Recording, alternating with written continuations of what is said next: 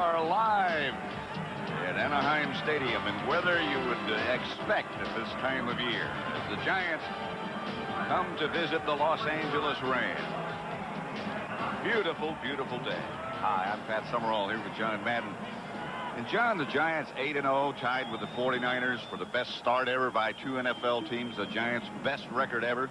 Yet they seem, Bill Parcells, the Giant coach, somewhat apprehensive about playing the 49ers. Why? Well, I think he feels real good. I think he enjoys being undefeated. This team has a lot of confidence. It could very well be the best team in the NFL. And if he is apprehensive, it's just the fact that he's playing the Rams, and he knows that the last two times they played last year, well, the Rams beat them both times. In fact, they played 3 times against Jim Everett, and they've never beaten him.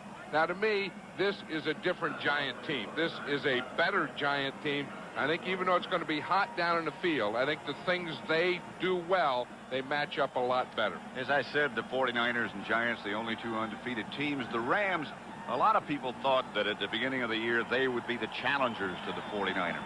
Yet they haven't been what people expected. I wonder what went wrong with them. Well, you know, they got off to a bad start, then they had the injuries, and then they lost their confidence. They picked up some confidence last week against the Houston Oilers, and they feel confident today going against the Giants because they also know that the last 2 times they've played, they've beaten them. Matt Barr set to kick it off. Lattenberry and Gaston Green back deep for the Rams. And as you said, John, the heat is going to be a factor. Almost 100 degrees down on the field. The Rams think they're used to it. They think the Giants are not. This is Gaston Green with some room. To about the 28, 29-yard line. David Whitmore made the stop. Jim Everett will lead the Ram offense, and they can move it up front. A veteran and good, solid offensive line. Pankey, Newberry, Smith, Love, Slater, and Damone Johnson. McGee and Cleveland Gary start in the backfield. Henry Ellard and Willie Anderson start at wide receiver. And look at the temperature. Hovering over 100. First and 10 Rams, their own 29.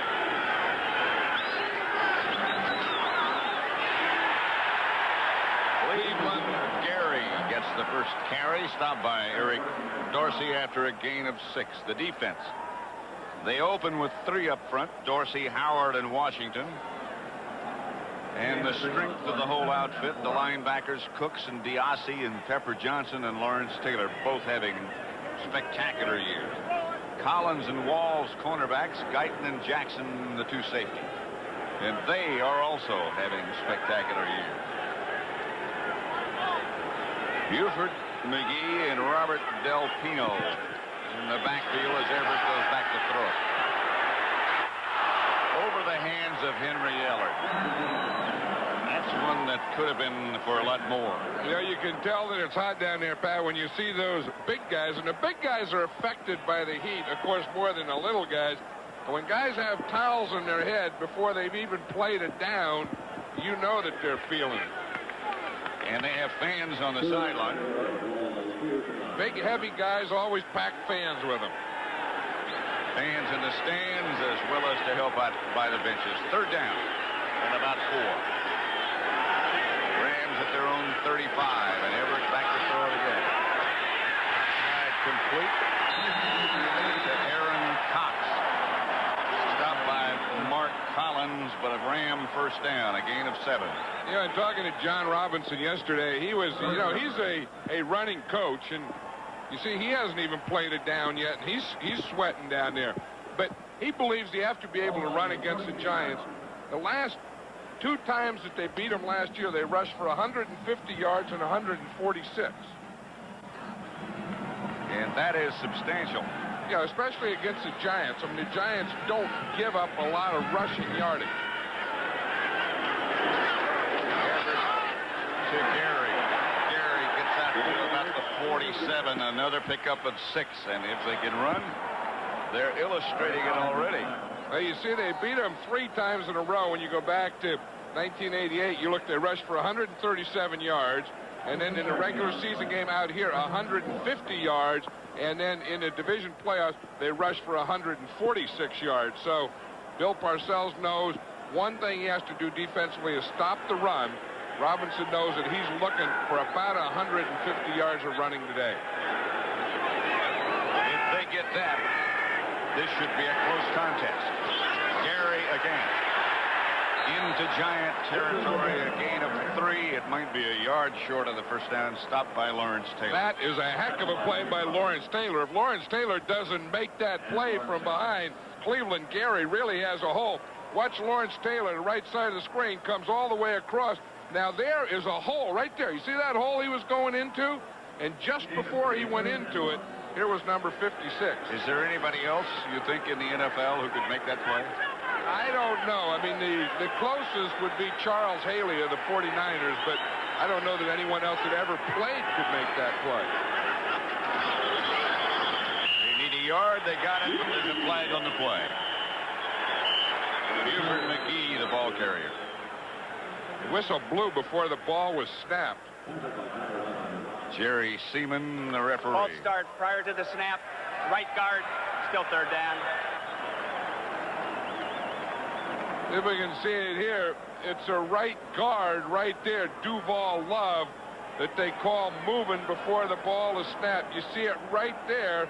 He really didn't move forward. He just kind of bunched up a little. Semi-hunker or something like that. Well, I think he was in a hunker and got caught coming out of the hunker. So it brings up third down and 6 now. Rams back at their own 46 at the moment, and Everett backpedal. Ellard.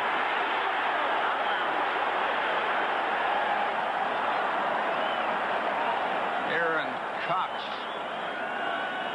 Not Ellard was the intended receiver, incomplete, and the Rams will have to punt. Good pass rush that made Everett get rid of that ball before he wanted to. English back to punt for the Rams, standing at the 30, and Dave Meggett, who leads the NFC, back for the Giants. Rams are bringing both their ends in tight. They're expecting a punt block here.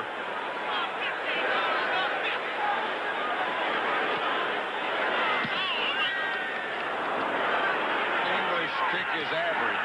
Meggett handles it about the 14. He is not average. He's far above. 40-yard punt, 16-yard return. Phil Simms leads the Giant offense.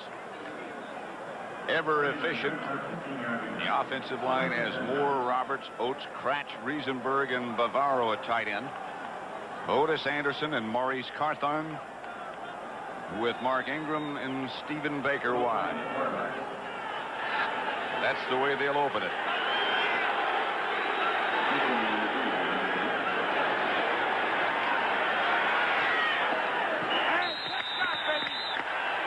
Intended for Baker, incomplete.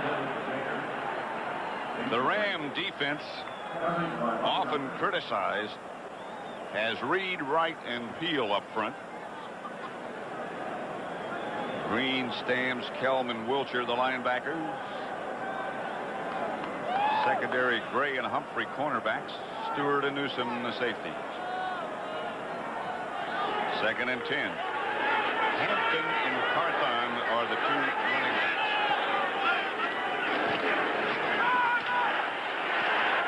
Rodney Hampton, left side, maybe a yard. Stams and Kelm made the stop. One of the things the Giants are doing is they always change people on every down. We saw Meggett was in on 1st down. Hampton was in on 2nd down. Meggett comes back in on 3rd down. Of course, O.J. Anderson hasn't been in there yet. But Bill Parcells said last night he was going to play a wide-open game, not be conservative.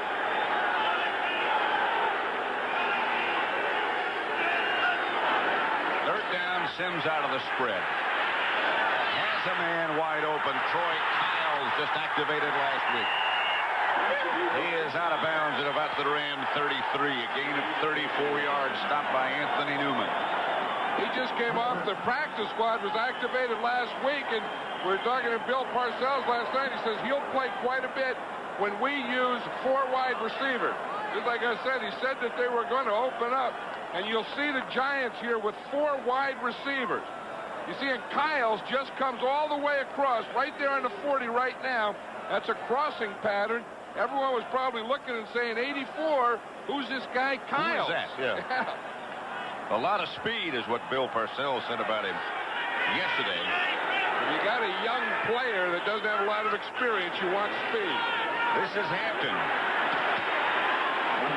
And Hampton maybe a couple of yards. And right now for an NFL update, let's send you back to our New York studio and Greg Gumbel. Oh, Pat, what an ending at Arrowhead Stadium in Kansas City. Kansas City up by 6. Derek Thomas just barely misses his 8th sack of the game, and with no time showing, David Craig 26 yards to Paul Scansey, and the extra point was the one that did it. Seattle 17, the Chiefs 16. Pat and John, back to you. 0-0 at Anaheim Stadium. 2nd and 8. And Sims back to throw it again. Not much pressure. Hampton with the screen pass. Tripped up after a pickup of perhaps 3. Jumbo Elliott. Perhaps, in the words of the coaching staff of the Giants, the best offensive lineman they have, particularly when they run the ball. They thought he would be back this week, but he got hurt Thursday in practice. That's Mike Wilcher, the veteran linebacker of the Rams. You know, the Rams have the bookend linebackers, Kevin Green, raising heck on one side, and then Mike Wilcher on the other side. He's a right side linebacker.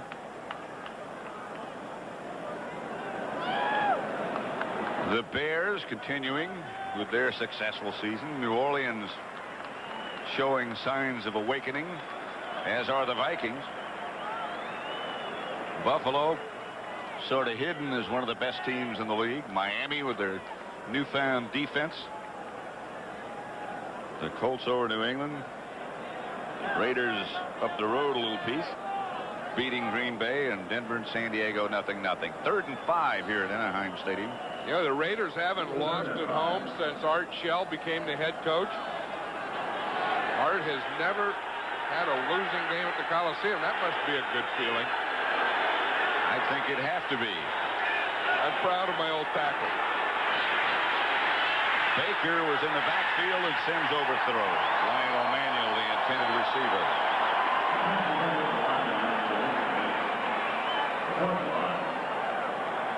Is this, John, a desperation game, you think, for the Rams, or? Well, yeah, I mean, they don't like to say it's a desperation game, but I think if they're going to be a chance at a wild card, and that's what they're playing for now, they can't afford a heck of a lot more losses. Maybe 1, 2 at the most the rest of the year. Matt Barr from 44 yards away. Plenty of foot. The Giants are on the board, 3-0. You see Bill Parcells go like that with a fist. That's the thing. When you're on the road, you like to get that first one on the board. Then you can go to the towel and wipe off the sweat.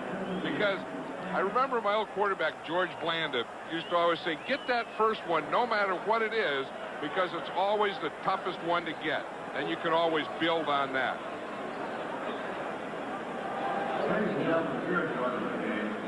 Next Saturday, college football doubleheader action on CBS begins at 12 o'clock Eastern Time. In the first of our doubleheader, you'll see the Southwestern Conference leaders, Texas Longhorns, face TCU. Texas beat Houston yesterday. Longhorns go into that game looking for a Cotton Bowl bid. Second part of the doubleheader,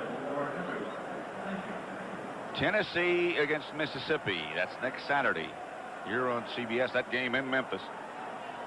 Mississippi idle yesterday. Notre Dame beat Tennessee 34-29. Yeah, we look down there. The officials have been meeting on the sidelines. They just broke up, and we're talking about the bookend linebackers, Kevin Green. They're talking to Wilcher, who was just hurt.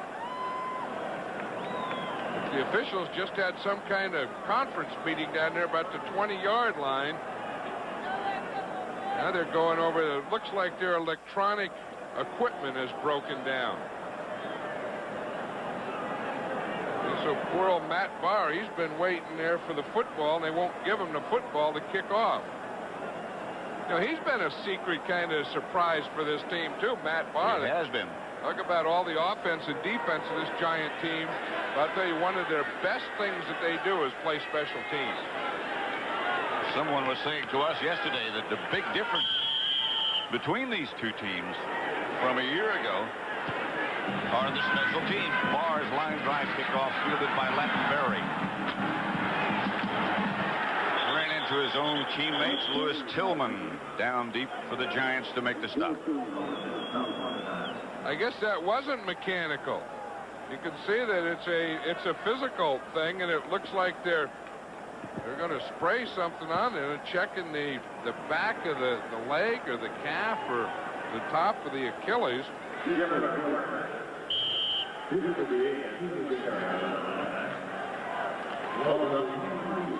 That's the field judge, Don Dorkowski.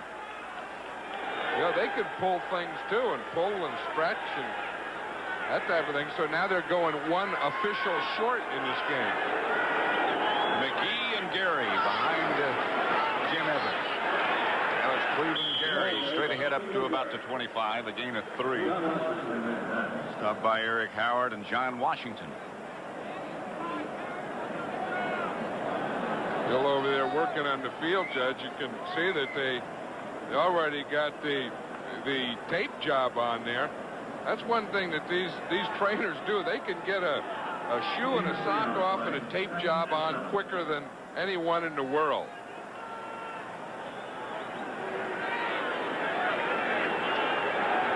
Second and 7, Gary the lone setback behind Everett. Lamone Johnson was the man in motion. Everett outside to Cleveland Gary, stopped by Martin Collins. That's the thing. You know, you talk about these Giant defenses, and they play what we call a soft zone or a two zone, where both corners rotate up and play soft. Now, if you do that, if you play that in pass coverage, then the corners, they have to be able to force and support. And Mark Collins, he'd been injured earlier, and he came back, and he is really hitting. Then on the other side, of course, you got the veteran Everson Wall. But if you're going to play that two zone, then when they run to that side, you got to force it. 3rd and 3 they needed. They're close, but I'm not sure. But right now, let's go back to New York again for an NFL update with Greg Gumbel. Well, Pat, not far from where you are, the Los Angeles Raiders have drawn first blood against the Packers. Marcus Allen, 5 yards in the touchdown. The extra point has the Raiders up on Green Bay. 7-0 first quarter. Pat? Ball is spotted on the 33-yard line. Back here at Anaheim Stadium, the home of the Rams, it's 3-0 Giants.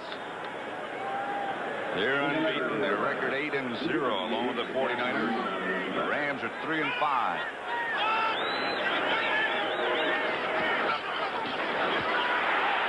Gaston Green with some room and some speed. Knocked out of bounds finally by Myron Guyton, but in Giant territory after a run of 31 yards. And I just said the Giant corners have to tackle. Watch this when Everson Walls doesn't. He gets a little block out there, but watch this. Great move by Gaston Green. Now watch him come up right there. They don't get the tackle out there. They give him a soft corner. Now the Giants' running game, they have had trouble. When they've had trouble, it's been that way, outside on the corners. We saw the Redskins do it to them in Washington a few weeks back. They said the first team that did it to him were the Phoenix Cardinals. Everett back to throw. To Holohan, complete to the 15. Stopped by Guyton. John Robinson said last night, he said, what we're going to do is we're going to feature Pete Holohan. And that's what they do. The Giants treat Holohan like a wide receiver. You know, they call him an H-back. Some teams treat him like a tight end, but the Giants in their defense play him like he's a wide receiver. What did they say they call him? Half H? A half-H, yeah. But I'll tell you, he's a guy who really has a feel for this game and has great hands. That's Del Tino on the move, and this is Cleveland Gary, left side. To about the 12. Pick up a 3, stopped by Reason. See what they're doing? They're taking that running game, and again, they're bouncing it to the outside or taking it to the outside, making Everson Walls tackle.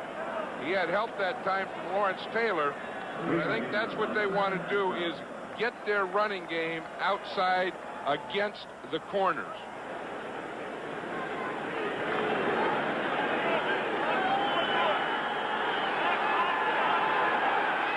Second and 7 at the 13.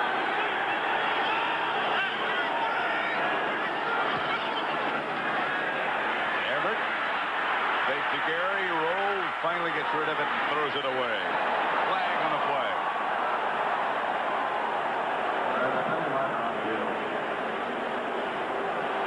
Oh, I don't believe that. They're saying that he's throwing it away, and that's a penalty. Again, the penalty has to be to avoid a sack. The quarterback has the right to throw the ball away. So now the question is, was he throwing it away to avoid the sack? But I don't know that this isn't a tough judgment. Number 11 offense. Loss of down. Offense. Third down. He had already avoided the sack anyway. He had gotten past the sack. I don't know. That kind of goes with that in the grasp rule. And if you want to protect the quarterbacks, then you got to let them throw it away, too.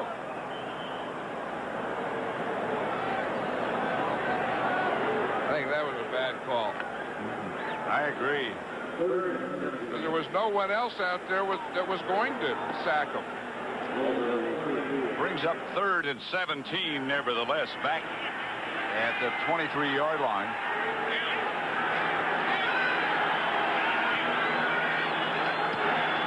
Everett back to throw it. Over the head of Henry Ellard and incomplete.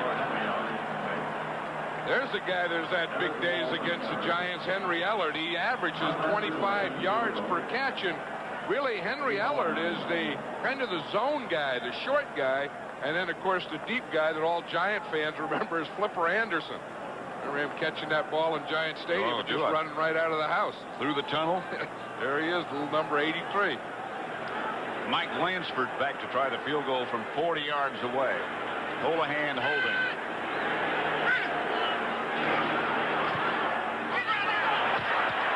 No good. Pulled it left.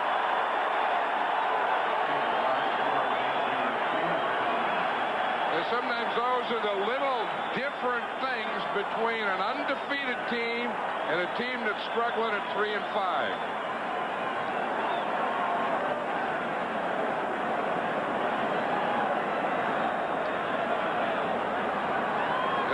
Got that bad call, and remember we're playing one field judge was down. The field judge he injured his Achilles tendon, and that's what they were taping up. You see Wiltshire there, he is obviously he's not in. He has a mild concussion. I think Wiltshire. So the Giants put Cross in motion, give the ball to O.J. Anderson. Not much there. Maybe 2. And now for another NFL update, let's send you back to Greg Gumbel. Well, Pat, the Bears have wrapped it up at Chicago. They have intercepted their 4th pass of the day, their 20th of the season. Bestie Jackson picks it off and returns 45 yards with about a minute and a half to play. It's 30-17 Bears in the 4th quarter. Pat? Anaheim Stadium, 3-0 Giants. Rodney Hampton behind Sims.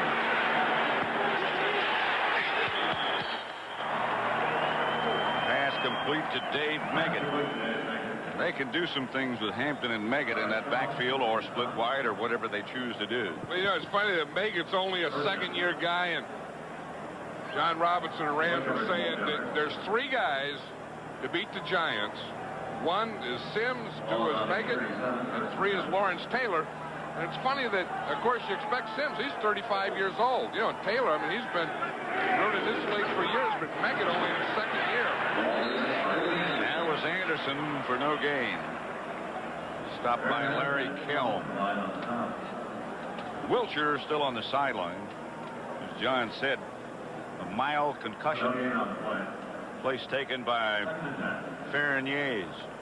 Yeah, there's the Ram offensive line and the sideline, and that is really frustrating to have a drive like they just had and come up empty. You know, they had the penalty down there, and they lost some yardage there, and then missing a field goal, that just takes a lot of air out of you. 2nd and 10. Side Hampton, and the Ram defense swarmed in a hurry. Frank Stam's the leader. No gain. That's the thing that the Ram defense is based on. They don't have a big pass rush. They got some two gappers playing up there, and if they don't get the pressure from Kevin Green on the outside, they don't get a lot of it. What they have to do is let you complete the pass, and then everyone run and jump on the guy and not let him gain any more yardage. And Kevin Green, of course, hasn't been having the kind of year this year that he had last year. 3rd and 10.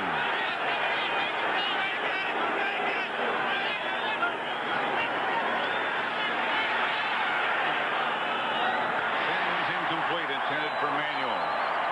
Darrell Henley.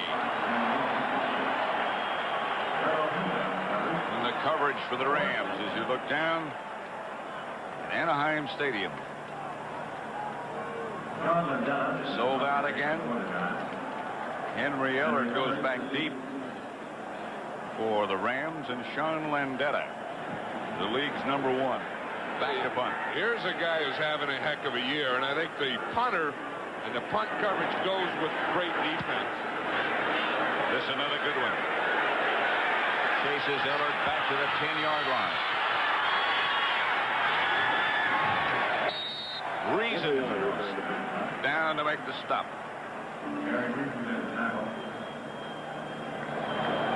And a reminder that next Sunday is another doubleheader day of NFL action here on CBS. It all begins at 12:30 Eastern.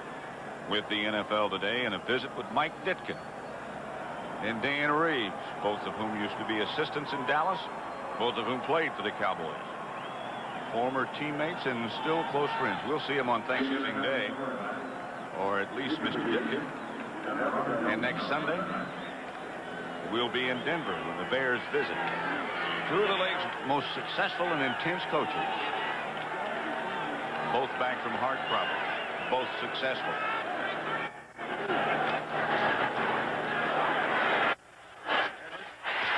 Holohan. Stopped by Greg Jackson. Look at Pete Holohan down there, Pat. He's trying to get a face mask penalty. He jumped up. The three things you got to do is, one, you have to get open. Two, you have to catch a ball. And the third thing you have to do is help the officials. I think he said it was a face mask. That just looked like kind of a neck deal. I don't think he had a hold of the face mask.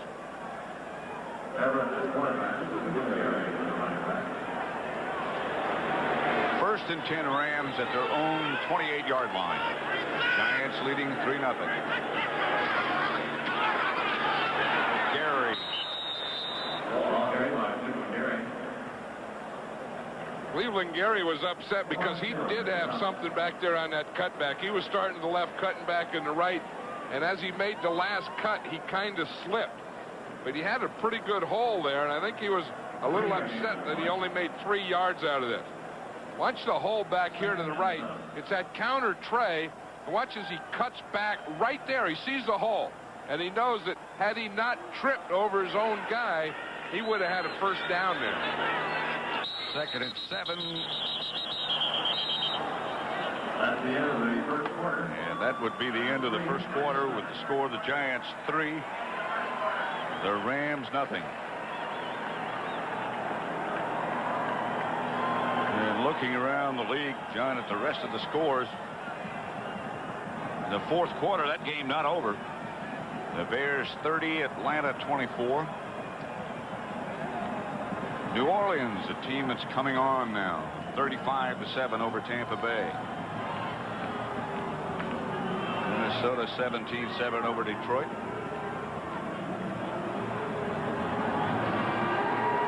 Buffalo 45-14 over the Cardinals. That's the final. Snow in Buffalo.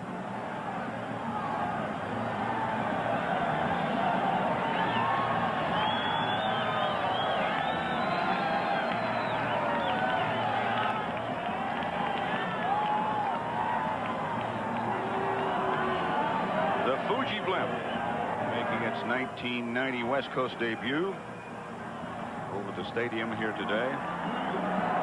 Piloting the blimp are Captains John McHugh and Mary Gail Sink. She is the only woman pilot, blimp pilot, in the United States. I think we had that blimp a couple weeks ago in Washington or something. They must have. I think it takes them like 2 or 3 weeks to fly from there to here. I wouldn't buy that. If I wouldn't buy blimp instead of a bus, I'd miss like 2 games. Like you do a game and then you miss 2 and then you do another one.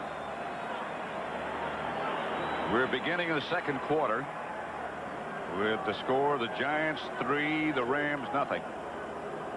I think the big thing after the first quarter is the fact that the Rams have 58 yards rushing. The Giants only have 7.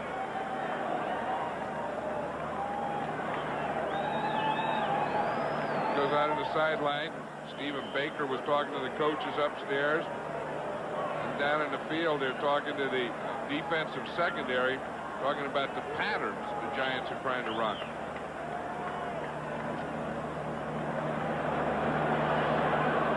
Sold out Anaheim Stadium at Summerall with John Madden. 3-0. The Giants lead. Los Angeles Rams 2nd and 7 coming up. I think this is a mechanical hold up here, Pat. The referee went over to the sideline and then came back. There's Ron Earhart. He's the offensive coordinator of the Giants, who has done a heck of a job of putting this offense together and calling the plays and everything he does.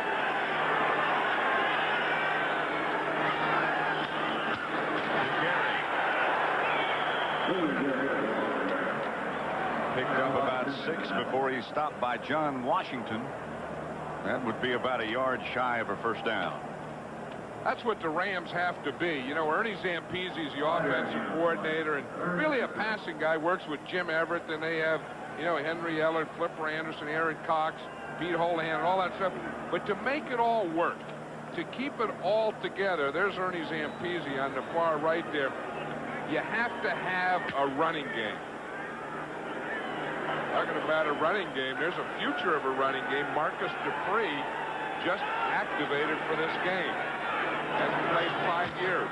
Third down. Could be enough to Holohan. I'll guarantee you, if they throw it to Pete Holohan on third down, it's enough. Pete Holohan is smart enough guy that in this league 10 years just making first downs, he is not going to run a pattern that's going to be short of a first down. He's caught 3 for 37 yards. First and 10 Rams at their own 42. Giants leading 3-0.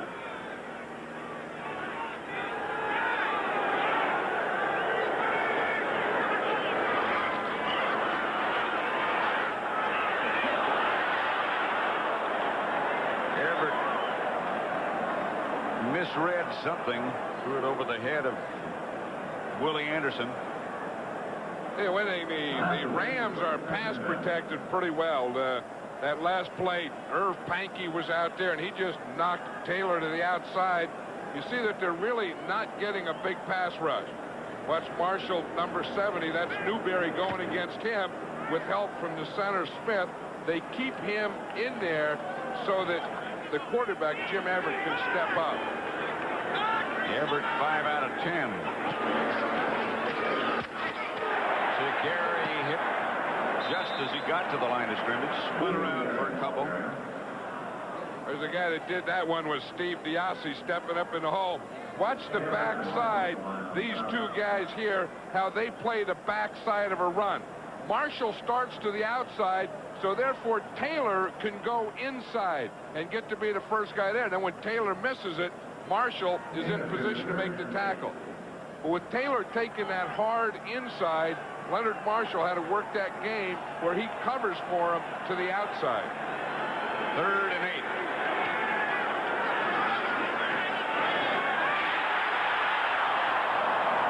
Derek Faison gets the pass from Everett and gets close to a first down. Now, Faison is a guy with good speed. Watch him. He's number here, 89, the outside guy. He's going to come in underneath Cox. You see, he just starts out, holds the defender there, and then he just runs away from him. He's another one of those young guys with real good speed. Although I think that one was short of the first down. They're going to measure. And you're right. And the fans are booing this one because they already have their punter out there. John Robinson has already decided not to go for the 4th down in Giant territory. So back deep for the Giants. Megan standing at the 10.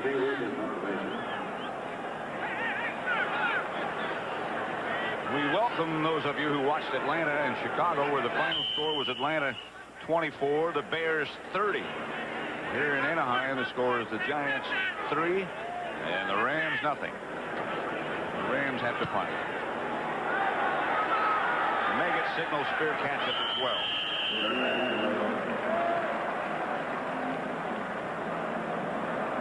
3-0 Giants.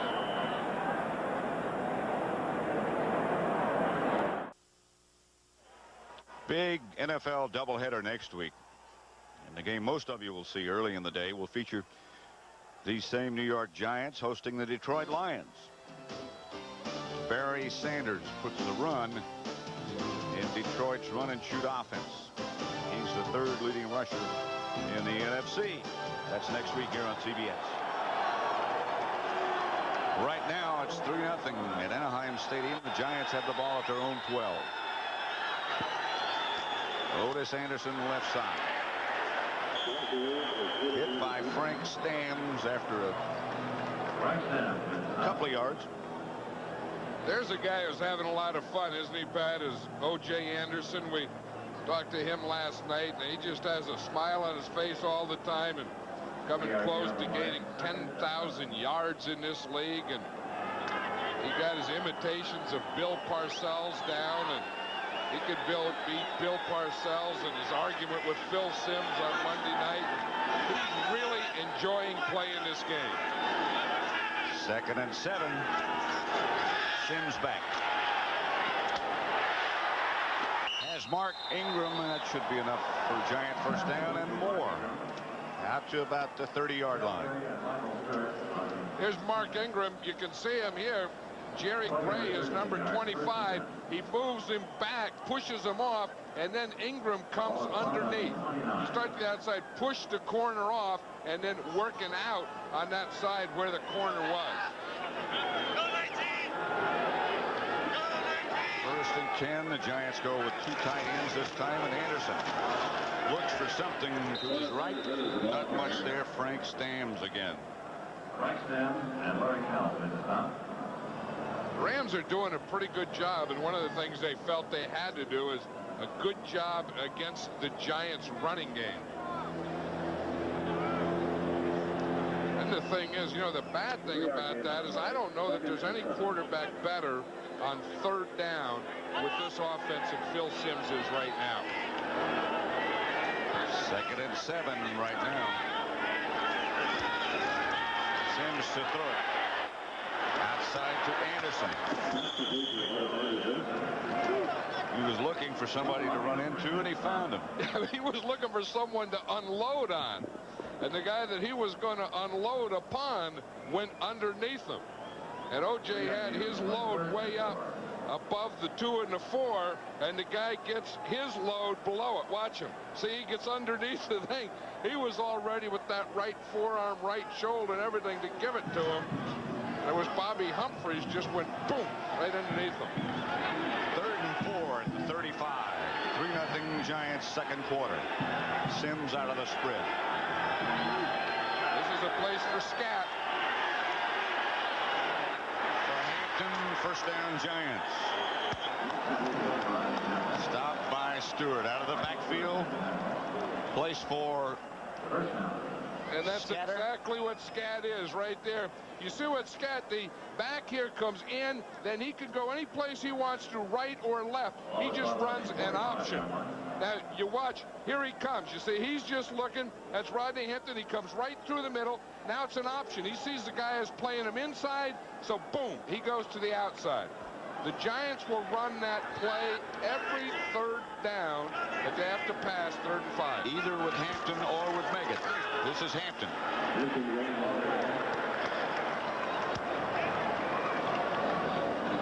Stopped by Farron Yays. You know, that's a great combination they have now. O.J. Anderson in there being able to run. Then you can take out O.J. and you can put in the speed of Meggett or the speed of a Rodney Hampton. Then they still have the slasher in Lewis Tillman. 2nd and 9.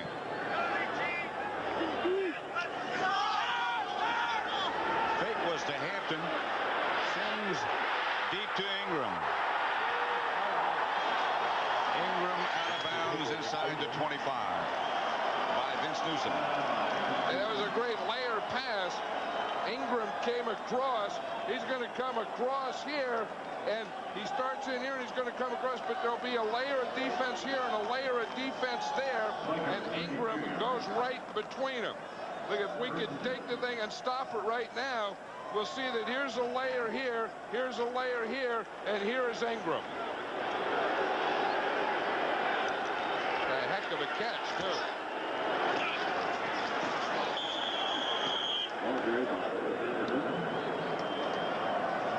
Anderson left.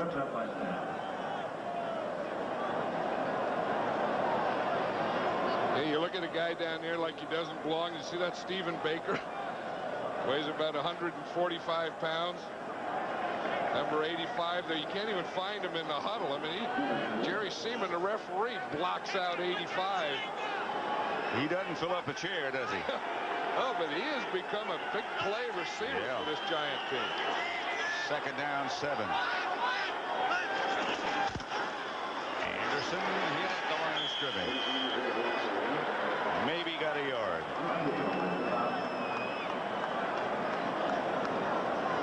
Yeah, Stephen Baker was telling us the other night that he's playing the Giants in Candlestick a couple of years ago, and he goes in and the guy, the security guy there, the yellow jacket guy, says, "Hey, you can't go in there." He says, "I'm a player." And the guy goes, "Nah, you're not a player." And all the rest of the players went in, and poor old Stephen Baker was sitting outside, and he had to start yelling. Finally, some Giant players come out and say, "Hey, let him in. He really does play for us." 3rd down and 6. Meggett in motion. Sims sack.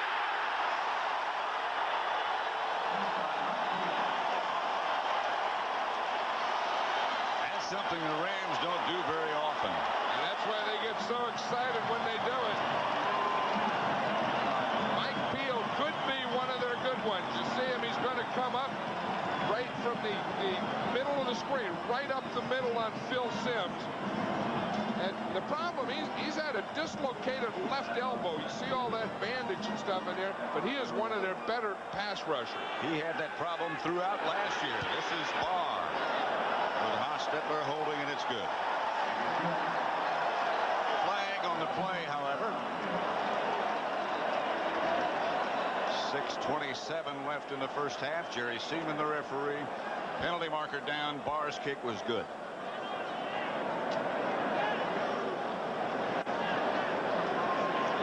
Situations, if it's a 5-yard penalty, it wouldn't be a first down. It's against the Giants anyway, so they're going to have to kick it again.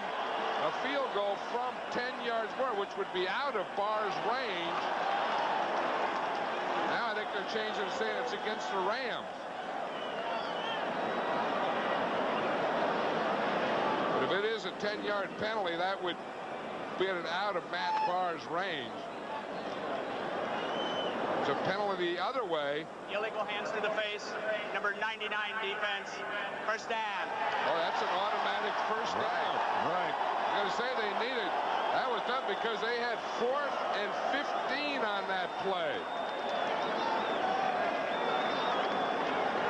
Boy, that is a tough penalty against the Rams.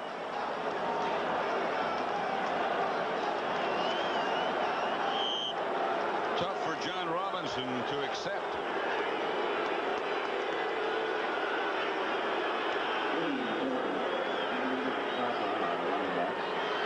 Alvin Wright was the man called. First down, Giants in any case at the Ram 24. Anderson left. Flag on that play as well as he was knocked out of bounds by Bobby Humphrey. Well, that's a big break for the Giants to be able to get that ball back again. Let's see if we can see the penalty. Here's Alvin Wright right there, and they called it illegal hit to the head or the face. Holding. You can see it right there. You can see Biasi, the snapper's head, go back. They penalized him 15 yards for it. The Giants had to take 3 points off the board.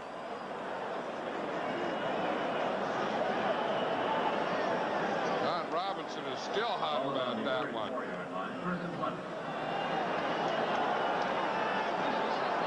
Bill Parcells has a little smile on his face, but you know, in all that thing, even though it was an automatic first down, you have to remember the Giants did take the 3 points off the board. Sims back to throw it. Screen pass out to Meggett. Hit by Stams and chased backward by Stams.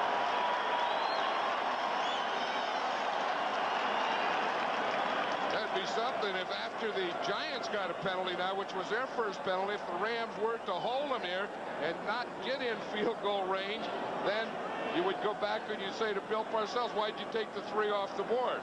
Although I agree that when you get a whole new set of downs in that field position in the first half, I would have done the same thing. 2nd and 20 coming up. Giants back at the Rams 34, leading 3-0. With 5 minutes, 10 seconds left to play in the first half. Outside to Anderson. Tripped up at about the 26 after a gain of 8 by Frank Stams again. Frank Stams has been all over the field for this Ram defense. That's the one thing that, you know, he's an inside linebacker, and their linemen have to take all the blocks, and then those inside guys move up and down the line making tackles. Makes it 3rd and 12 at the 26 with the Giants leading 3-0. Stams has 6 tackles on the day.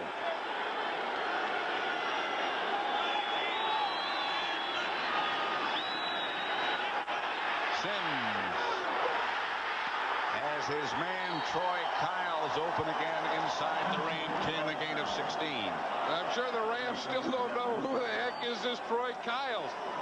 This is really something. Again, you see it's a 4 wide receivers. I say there's nobody better in football at 3rd down out of the shotgun than Phil Sims. Kyles was way up there in the left. Again, a crossing pattern. Young guy, just that's where you can use speed. Just run it right across the field. And Sims saw the whole field and found Kyles for the 2nd time today. 1st and goal from the 9.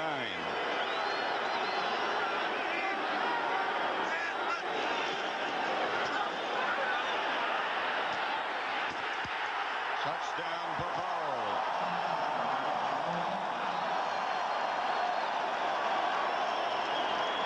I'm not sure if that was a planned play or if he just fell into this, because it turns out to be a bootleg.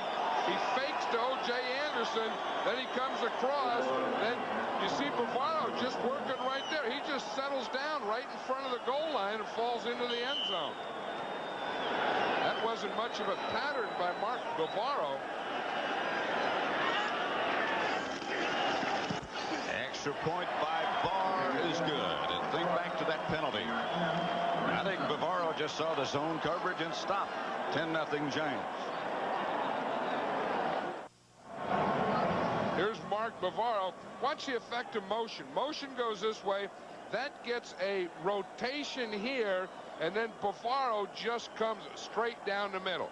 Watch the motion, man. He raises a hand. I'm going to motion. Everyone says, okay, okay, okay. The rotation in the secondary, you see it. Now Bavaro right there, the outside guy, gets bumped, just kind of wanders straight up the field, and Sims hits him.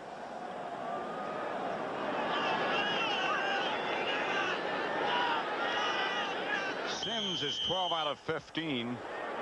The Giants lead it 10-0 with 3:33 left to play in the first half. Lattenberry downs it in the end zone. The Rams will take over at the 20, down 10-0. On the 20-yard line.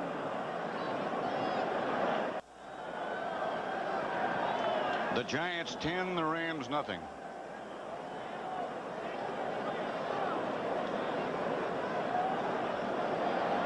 It was Sims to Bavaro that made it 10-0. Very hot at the beginning of the game today. Up over or close to 100 degrees. First and 10 Rams at their own 20. 3:29 left to play in the first half. Everett got it to Flipper Anderson. Down at midfield. That was a heck of a throw by Everett. He just hit it right between two defenders there. And I don't know that they touched Flipper Anderson down. If the whistle blows, they did. If not, he could have got up. But watch the outside defender there. You see Walls is a short guy. Perry Williams a deep guy. And then Myron Guyton. He really gets it in between three of them. Now he catches the ball, goes down. Now I don't know if he was touched yet. I guess they must have blown the whistle, but it didn't look like they ever touched him. That's Cleveland Gary to about the 49, a gain of perhaps a yard. Stopped by Pepper Johnson and Eric Dorsey. 2.5 minutes left to play in the first half. The Giants lead 10-0. Those are the guys that really stopped that inside run. Is Steve Diassi there, number 99, and Eric Howard, the nose tackle. Steve Diassi really takes on those guards as well as anyone. And then, of course, you got Eric Howard taking on the center there. 2nd and 9. Everett, throw it. Maybe. No. By Greg Jackson. On a safety blitz. Greg Jackson is getting to be a big blitz guy. You know what they're doing is they're bringing Taylor from one side. They bring Lawrence Taylor from the left side. Then they just delay and bring Jackson from the other side. You see him? I mean, there. Everyone's looking for Taylor where he is. And boom, Greg Jackson comes from the other side. So they'll get the 2-minute warning. And the Giants lead it 10-0. Here's Greg Jackson here. Taylor on the other side. Boom, he comes. They always give attention. Where is Lawrence Taylor? Look, the line slides. Everything comes here. They don't see Jackson. Watch what happens when you blitz. Sometimes a guy can be wide open, and the quarterback just doesn't have time to get the ball to him because no one blocked the blitzer.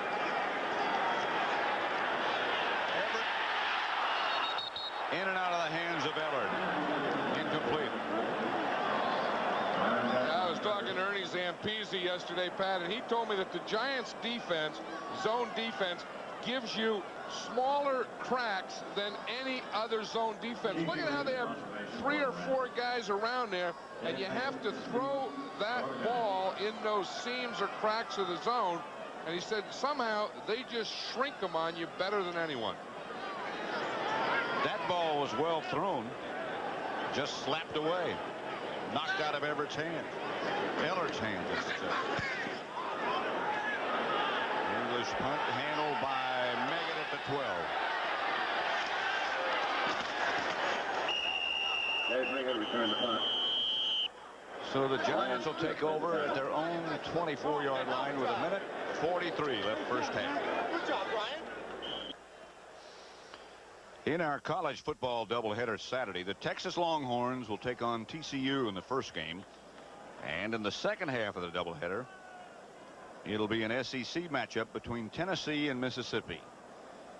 In the Texas game, the Longhorns are going for a Cotton Bowl bid and are led by Peter Goderic. Their career high game against Houston last night with 322 passing yards. Next Saturday here on CBS. I think that outcome shocked a lot of people. Houston had been rolling high. Bill Smith, the quarterback, first and 10.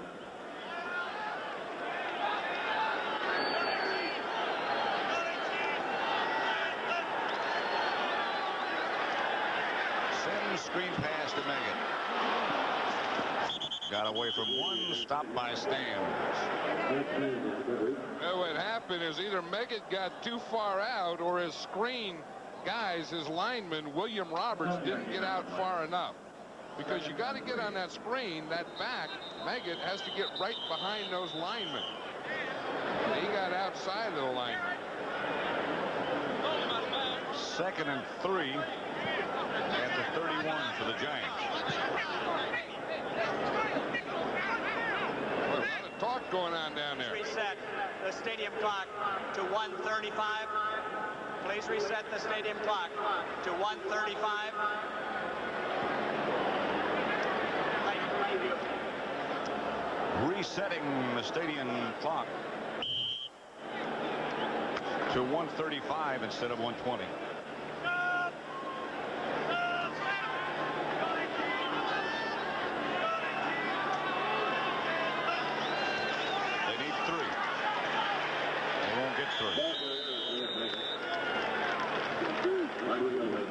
Those are the two things, we talk about when they get in that shotgun, and they do it very well. That's the one running play they have, that draw play they've been running for years. And the other thing in this situation again is that scat. And scat means the back in the backfield can go anywhere he wants to, and Sims just watch him all the way. He can go in through the line, outside, and then once he goes through, then he reads the defense and then goes away from the defender. 3rd and 2 as both teams make multiple substitutions. And the Giants just decide to run it. And they don't get the first down quite. Jerry Gray came up to make the stop. A gain of a yard. Now the Rams want a timeout because they want to get another shot at this Giant defense.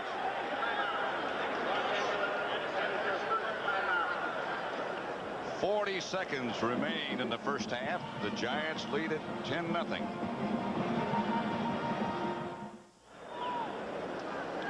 The Giants 10, the Rams nothing. As you look at some of the other scores up at the Coliseum, the Raiders leading the Packers. Bears beat Atlanta. Saints over Tampa Bay. Minnesota over Detroit. Buffalo beat Phoenix. Miami continues to play surprisingly good defense. Henley back deep. Miami is the best defense in all the league, and that's one of the things the Giants are second best. Landetta, another good punt. Henley at the 17.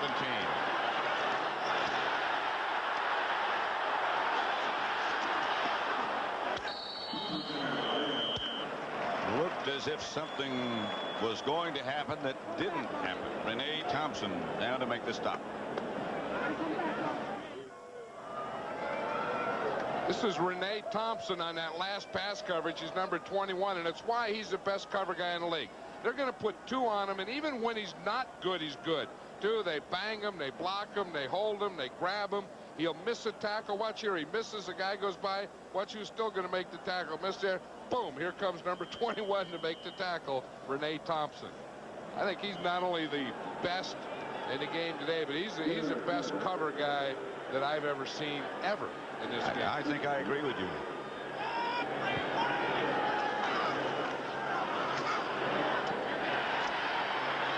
Eller to about the 47 and pick up a 15. Durson made the stop. And the Rams take a timeout. They have 1 left. 14 yards, first and 10. 10-0 the Giants. 19 seconds left to play in the first half. We're at Anaheim Stadium. Pat Summerall, John Madden. Giants 8-0 and trying to stay up with the 49ers with their unblemished records. And the Rams desperately needing a win to stay alive in what now looks like a spot in the wild card race. Yeah, there's a happy guy. I don't know if, he gets on his things. He has an argument with Sims. He has an argument, with his play. But I think it's all planned. I think he's enjoying this year more than any other year that I know. He seems to be. Everett back to throw it. And complete in the direction of Flipper Anderson. And the fans were yelling there for an interference call, saying that Flipper was bumped when the ball was in the air. The official was right there running with her, and he shook his head, no, no.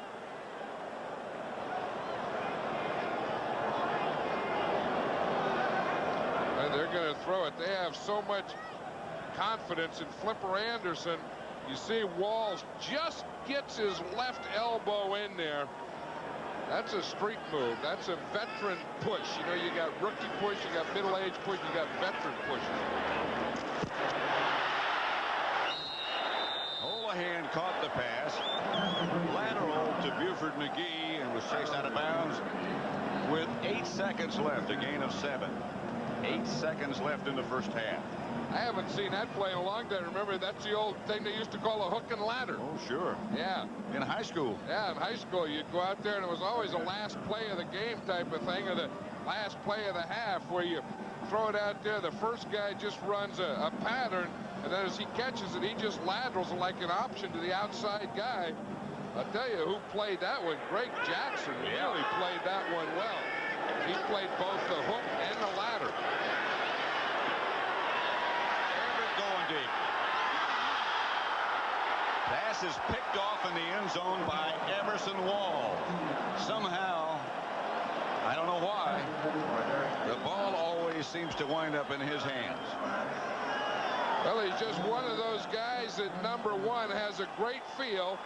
2, he can jump, and 3, he has good hands. He can catch the ball. I mean, it finally bump, and he finally got it on the 4th hit. That's the end of the first half with the score, the Giants 10, the Rams nothing.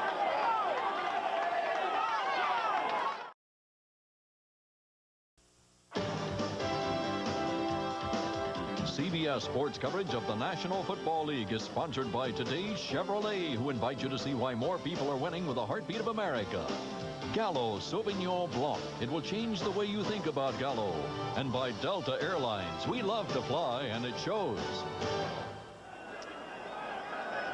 Back at sold-out Anaheim Stadium, where the Giants lead the Rams 10-0 at the half.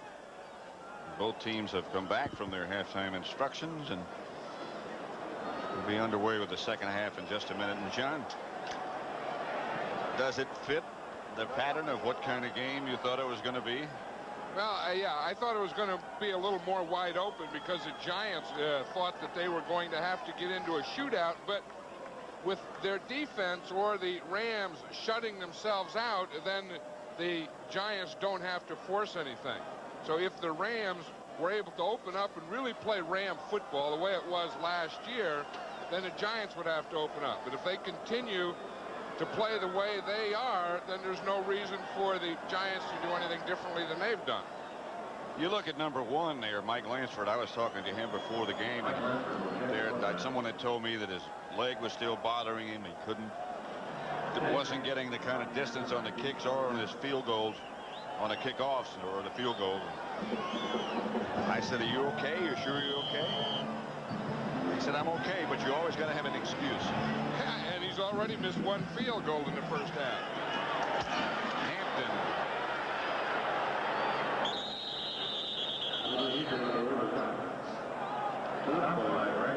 Phil Sims was a 13 out of 16. You can see that line across there is 15 yards. So deep to the left, 0 for 2. Deep in the middle, 1 for 1. 0 for 0 to the right. Now left, he was 6 for 6 under 15 yards. 4 for 4 in the middle. And then to the right, he was 2 for 3. So under 15 yards, he spread it out right, middle, and left. And he was almost perfect in that area.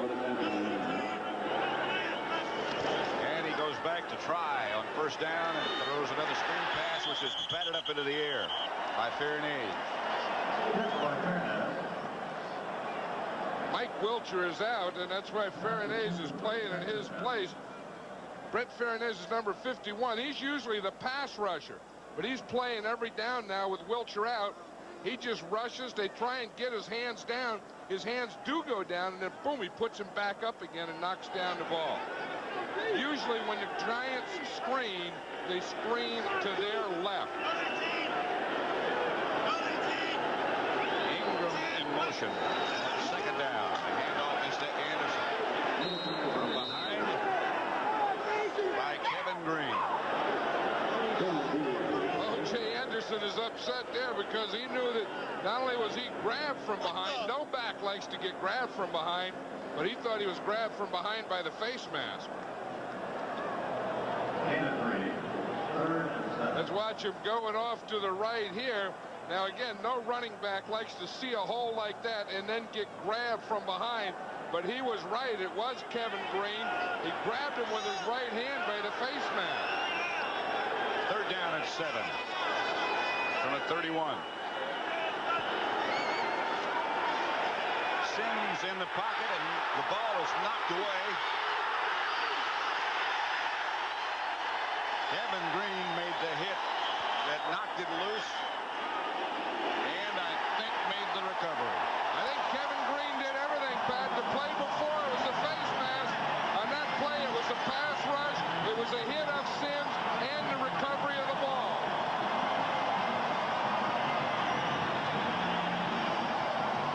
Was he fired up this morning when we saw him come into the tunnel when we were walking in? Yeah, he was coming in here about 9:30 this morning. Watch him. He goes by Doug Riesenberg. He hits Sims's right arm into motion, knocks the ball up in the air. Then he comes in right there and recovers it. That's what you call a one-man gang on one play. They talk about momentum and momentum changers. That could be one. Cleveland Gary is the deep back. The ball's at the 11. And the handoff is to Gary.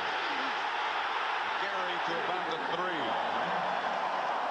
Stopped by Greg Jackson. A gain of 8. I don't know what they fed that Ram team in there in the locker room at halftime, but, you know, at some point as a coach, you just get fed up and you say, look, you know, we're going down the tubes. Let's just go out and have fun and make something happen. Go flying around that field.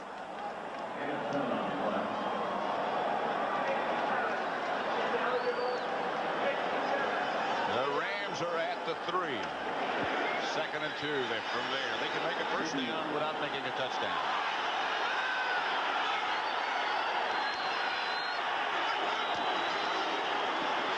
Gary. Flag on the play. Touchdown is signaled, but there's a penalty marker down. And that's in the area of holding where they call offensive holding. And we've seen more and more of it on running plays. In fact, almost twice as many running plays as passing plays are offensive holding. Personal foul. Face mask, number 77. Touchdown.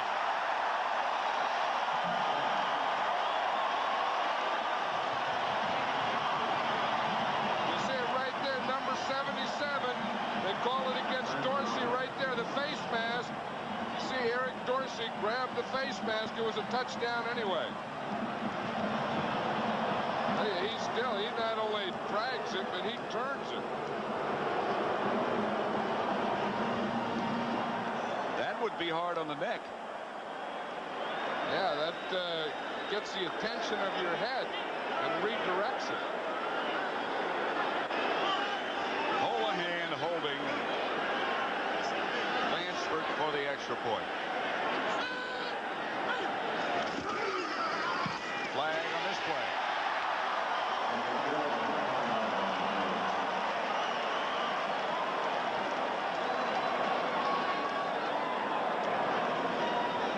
Barry Seaman is talking to Kevin Illegal Green. substitution, number 91, did not report as an eligible receiver. 5-yard penalty. That's Kevin Green. He's made a lot of things happen on this drive, hasn't he? I thought they made, maybe that was a couple years ago, but I thought they made 90 numbers eligible as tight ends. Maybe that was just 1 year in the preseason, Kevin Green is a linebacker, but I thought that 90s were eligible numbers. And I remember they changed it to that a couple of years ago. So what they're saying is he did not report. He lined up in the backfield on the wing.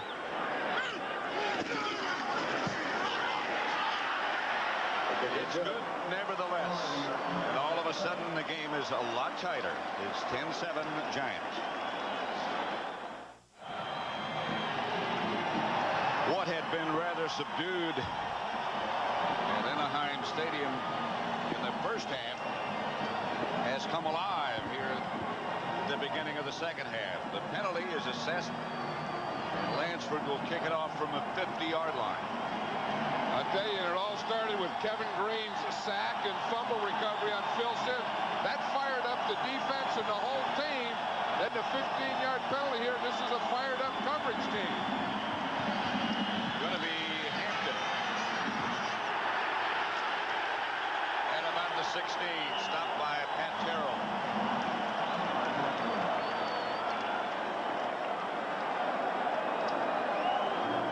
Greg Clark, the injured Ram. See what happens when you come down there. There's going to be a lot of hits from a lot of different angles. I tell you, that didn't look like a big thing. He was just hitting buckle. He was staggered. That has sort of a strange ring to it, doesn't it? Darryl Strawberry, outfielder, Los Angeles Dodgers. Yeah, and he's in Los Angeles on the side of the New York Giants. Bavaro. Enough for a first down from Sims. 12-yard gain. Yeah, Mark Bavaro has really been banged up, and it just seems like every week he just has to gut it out. One of the toughest guys that's ever played this game, and Bill Parcells says he never gives players off practice, and if they can't practice, they can't play. He said Bavaro, he made an exception. He didn't practice him on Thursday, and he does play him on Sunday, but he said that he's the only guy he'll do that with. He did that in training camp as well. First down, Anderson stopped in the backfield by Wright and Field. Loss of 1. There is a load as a nose tackle, Alvin Wright. One of the most underrated guys. I mean, he's not a great pass rusher, but there aren't any great nose tackles that rush the passer anyway, but he really plays the run well. I mean, he's too strong for most centers. You watch 99 there. He'll usually take the center and knock him on running downs into the backfield. Second down. It's cross in motion. Seems to throw it to Anderson. The last lunge came close to getting him a first down. He lost then the ball, but they're going to say he was down. It was funny, we were at practice yesterday, and O.J. Anderson yelled over to the trainer and said, "Did you bring the steel plate?" And I was wondering, steel plate, what's he going to do with a steel plate? Where does he put it? And he puts it in his shoe. And I guess last week, on Monday night, he scored a touchdown on his right foot. He puts a plate, a steel plate, on the bottom so that he can cut off that. Last week, he cut so hard Monday night that he broke or bent the steel plate. Then they had to take a hammer and straighten out the steel plate. Here's what you're talking about. Yeah. Watch him when he plants his right foot. Well, see, he gets the handoff, and he is running, and with that turf, that plant right there is so violent that bent the steel plate. Now, here's the plate, and here's where he bent the steel plate, right in here. Then they hammer, hammer, hammer, and get it all straightened out again so it looks like that. Then they put that thing in on the bottom of his right foot. But I think one thing we have to remember, John, is that cut was made on artificial turf. Yeah, that's why I'm surprised he wanted the steel plate for this turf. Straight ahead is Carthon.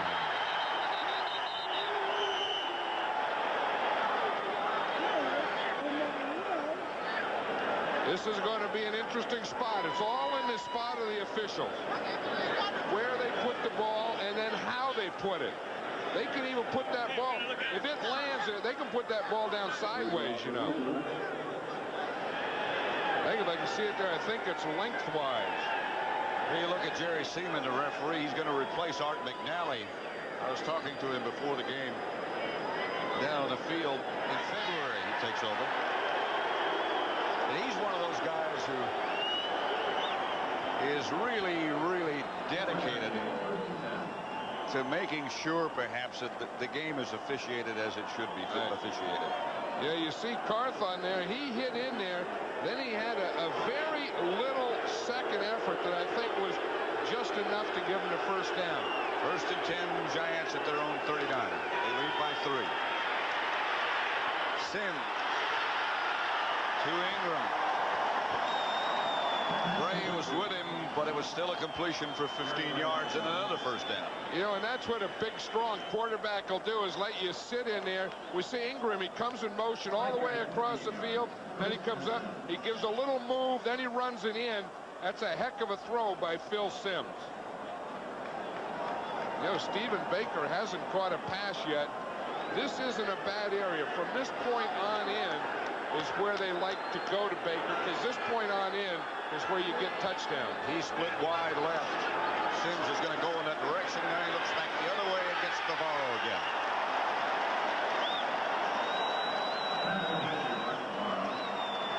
Another first down. A pickup of 13. Hey, this is the thing. The Rams came out. They came out fired up. They got the interception. They go in and score. Then they get the penalty. And then Phil Simms is methodically taking this team right back. Boom, boom, boom, boom. And all of a sudden, the gun doesn't smoke anymore. Oh, and then the crowd is trying to stay up and keep it up, but they're just having trouble doing it. Sims is 17 out of 21. Anderson inside the 20 to about the 17. Stopped by Gray. Newsom. 15-yard gain, however. That makes a head coach proud. I'll tell you, when you can come off and have a drive like this, mix your run, mix your pass, control the line of scrimmage, have O.J. Anderson bounce to the outside. Look, he's still trying to find out, who do I make the move on? Then you just can't find anyone, so you just run right through some stuff. He said once he gets the ball, he looks for his next reaction. He looks to the inside linebacker. 1st and 10 at the 18. Anderson tripped up by Doug Reed. Perhaps a loss to 1. That's the way to stop a running game, get penetration. Doug Reed is a left end, and he just went, boom, he just took a gap, hit the gap, and he was in the backfield before Anderson could get started. Now that takes Anderson out of the game, that takes Cross out of the game, and that puts their pass offense in on 2nd and long. It will be Hampton and Maurice Carthon behind Sims.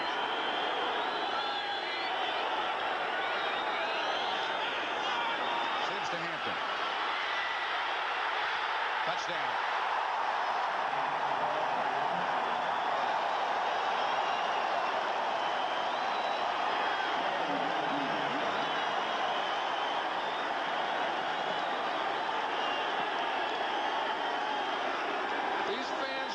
Turned into Giant fans. You hear the noise? There are a lot of them here. I'll tell you, what a move by Hampton. Let's watch it on the clicker. Good moves by Hampton. Some poor tackling by the Rams. Look, a block right there. He runs off that block. Then he sees a move right there. He stops. He moves back to the right. Sees another one. Now he's just going to outrun the rest. Barr's extra point is good, and the lead is back to 10. The Giants 17, the Rams 7.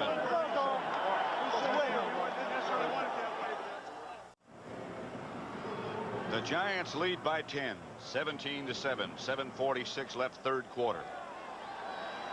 This is the Fuji blimp. Looks down from overhead. Estimated that almost 700,000 regulation NFL footballs would fit in Fuji blimp. That gets your attention? I'd challenge that. Berry doesn't make it back to the 20. Stopped by Diassi. You know, the guy who made a heck of a block on that touchdown is Bob Cratch. Watch him. He's a guard here. Boom, he comes down here, hits a nose tackle. Then he comes up on the linebacker. So he gets a twofer here. Watch, he comes down there. Boom, he gets that block uncalled. Now there's one. Now he's going to come up, and he's going to get the second guy. Boom, there's the other one right there. And that's the lane that he offered for Rodney Hampton. So it was good blocking by Cratch, good running by Hampton, and support tackling by the Rams. There's Bob Cratch. He looks like a guard, doesn't he? Only second year, looks like an old guard. That's Gary to the left. Hit by Marshall, who lost him. Taken down by Pepper Johnson. There's the guy that they expect to have back for the 49er game. That's Carl Banks. Now, a player really can't be on the sideline without doing something. So he got some phony kind of clipboard there. He's writing something down like he's a coach there. But, you know, he's had surgery there on that left wrist. Had a pin in there, and then he had some problem with a pin. They had to go in again, do a second surgery procedure. And again, they're hoping to have him back in a couple of weeks. He's got something around his neck, too. That's to hold the wrist up. That's Aaron Cox. Out of bounds for a first down at about the 32. 16-yard pickup. You know, I think Aaron Cox is in there for Henry Ellard. Ellard, the guy that has given the Giants a lot of trouble, has a hamstring problem. I guess he started to pull or sprain a hamstring.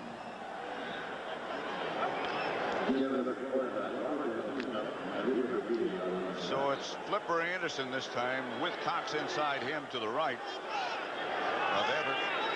Del Pino split wide to the left. Flipper had it.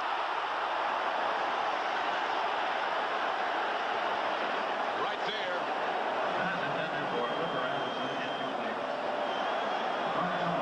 Boy, they had the matchup they wanted. They had him. They had their speed.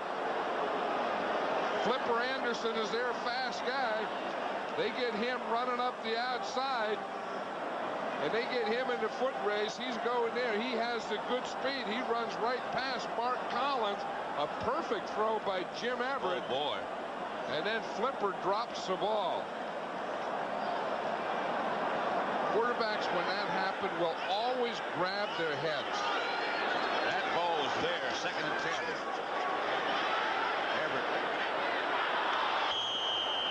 Intended for Aaron Cox as he was rushed by Eric Howard. He couldn't get set. You know, you only take so many shots at a deep one in a game. You know, throwing deep isn't something you do, like running. You don't do it 20, 25 times a game. You get about maybe 3 or 4 shots a whole game, and then when you get it and you get the coverage you want and the throw you want and you get it there and don't drop it, or do drop it, that really takes a lot out. Henry Ellard, as you said a minute ago, is troubled by a pulled hamstring, is back in the game. This is Buford McGee. Not enough for a first. Picked up 9, hit by Mark Collins and Renee Thompson.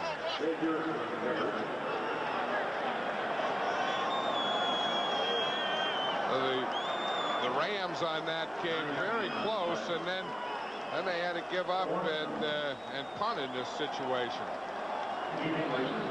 English on to punt to the ever dangerous Dave Meggett. Have a 4th and 1 here. The fans would like to see him go for it. Of course, they're in a punt. They're not even in a formation where they could fake a punt and run the ball. They're worried about a punt block. Doing a lot of pointing.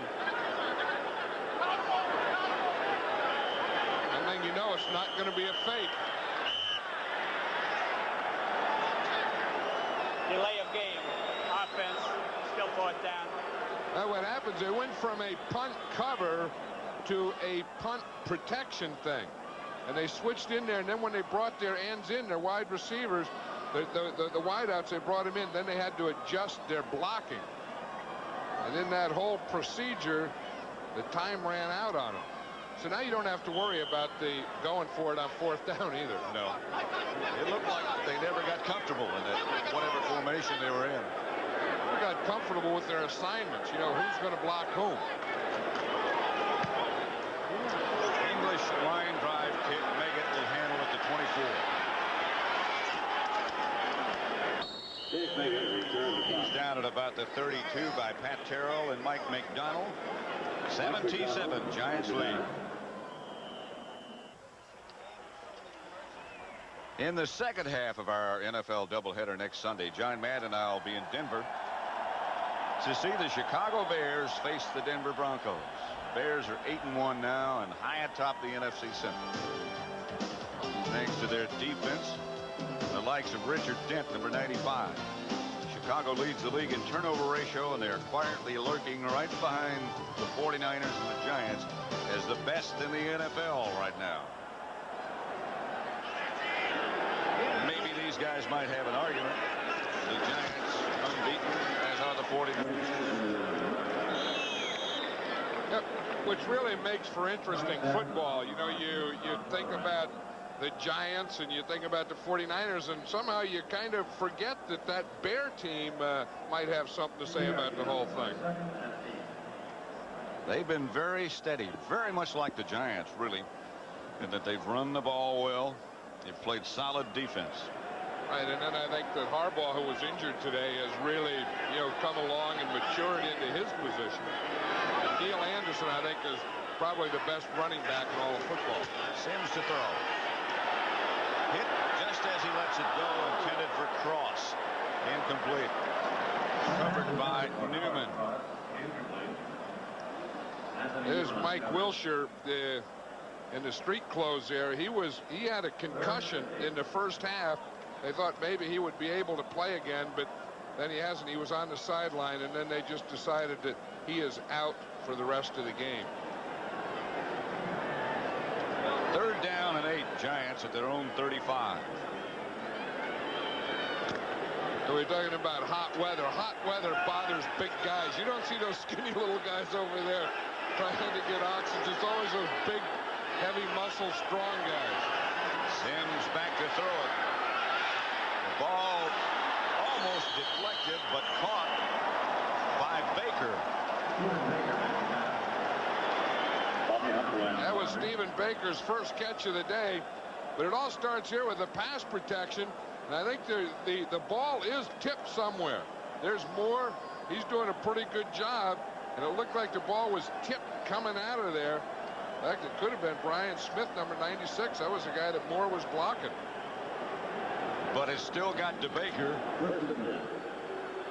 And enough yards for a first down. 17-7, the Giants lead. 3:40 left third quarter. Sims to Anderson. Anderson, the ball carrier. 4-yard pickup, stopped by Doug Reed. This is the way they beat you, choke you, or whatever it is. They keep the ball away from you. Yeah, that's what Bill Parcells, remember when we talked to him before the game this morning, he was saying is shorten the game for the Rams.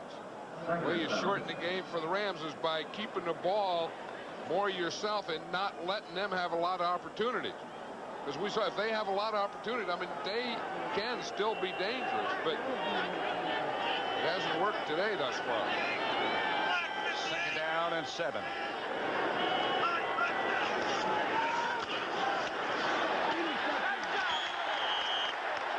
Intended for Baker. Good defensive play by Bobby Humphrey, who knocked it away.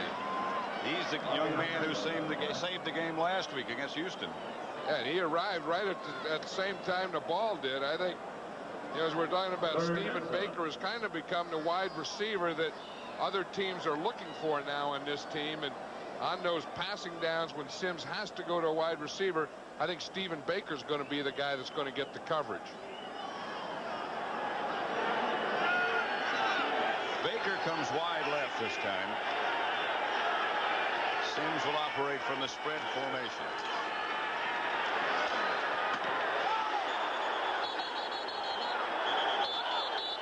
The ball intended for Ingram is knocked away, incomplete. Vince Newsom made the hit that caused it. Well, Newsom started to look like he was going to argue about it, and they were giving it to him. There's Baker. I mean, Ingram, he comes in, and boy, did Vince Newsom put one on him. And there's no way that Mark Ingram could have held on to that ball anyway with a hit like that. Sean Landeta, averaging 51.5 yards per kick. Henry Ellard, Darrell Henley back deep for the ring. Landeta gets off another rocket. Good kick. And it takes a giant bounce, and they are there in a hurry. Diassi and Whitmore down it at the 3. And there's a sight that looks like something that was a model that someone would have on their dining room table or something. Then you pull back, and lo and behold, it's Disneyland. Who would have thought? Here we are in football, and there's grass, and got boom, you know, guys hitting each other right across the street is this. When I was playing with the Giants, we trained at Disneyland one year. Yeah, I lived all these years in California ever since Disneyland was built, and I have never been there once. Some things just don't go together. No. It really was not a place you'd pick for training camp. Pass incomplete.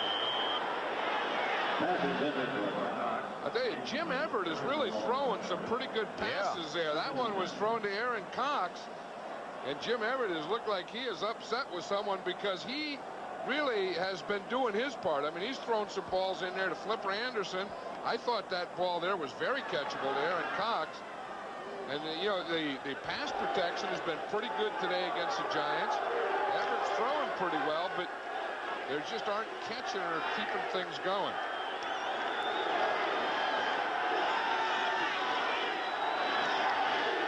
Back in the end zone again is Everett.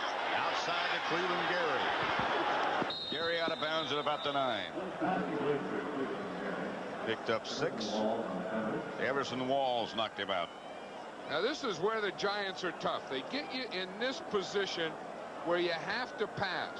Then they give you one of their what they call money packages, which could be penny, nickel, dime, quarter, dollar, all depending on how many defensive backs they use. And if you force the ball, then that's where they pick it off. This one is kind of a run pass situation, so it's not a dollar type of thing. 3rd and 4. This is where he looks for Hawaii. Not this time. It was Eller. Incomplete. Knocked away by Gary Reasons, and they'll have to punt. Yeah, the Giants have all of those packages, they call them, and again, they call them money packages, and they really play them well. Some of them, they take all their linebackers out. Some of them, they don't. And then some of them, they leave in, and at Gary Reasons, a linebacker makes a play like that.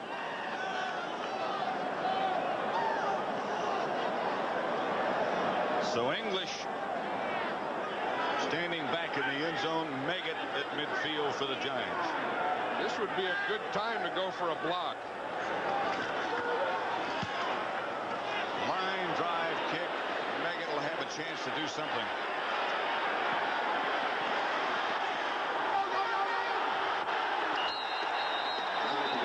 Down to the 31. How in the heck did he come out of there? Did you see him? It was like a guy, he went into Forrest, and you think the Forrest is going to gobble him up, and somehow he comes right out of it. This is unbelievable. 22-yard return, but look, he should be down there. Where is he already? He's gone. You lost him. Look, they lost him. And then, boom, he comes out of there on the other side of it. I mean, that is something. I mean, that's a combination of speed, quickness, balance, and even strength. Strength, I think, is the key. Here's Anderson. Left side of the 20, stopped by Newsom. 9-yard gain for Anderson. Now the Giants are getting their kind of football. It all started with Sean Landetta's punt. You know, he's probably, of this Giant team this year, their punter's probably the most underrated guy. Then the defense stops him. Then they get good field position. They got the thing. They could just keep things going. There's Landetta. He was what? Someone said I'm underrated? Not in my mind. But I think the job that he has done, he has been outstanding this year. Well, I think we said before, and someone said to us yesterday, the special teams is really the big difference. And you know, and that's quite a combination of Sean Landetta punting the ball and then Renee Thompson running down underneath to cover it and make the tackle. These people there don't even care. They don't even care about Renee Thompson and Sean Landetta. 2nd and 1. 2nd and 1. They don't care about it over there.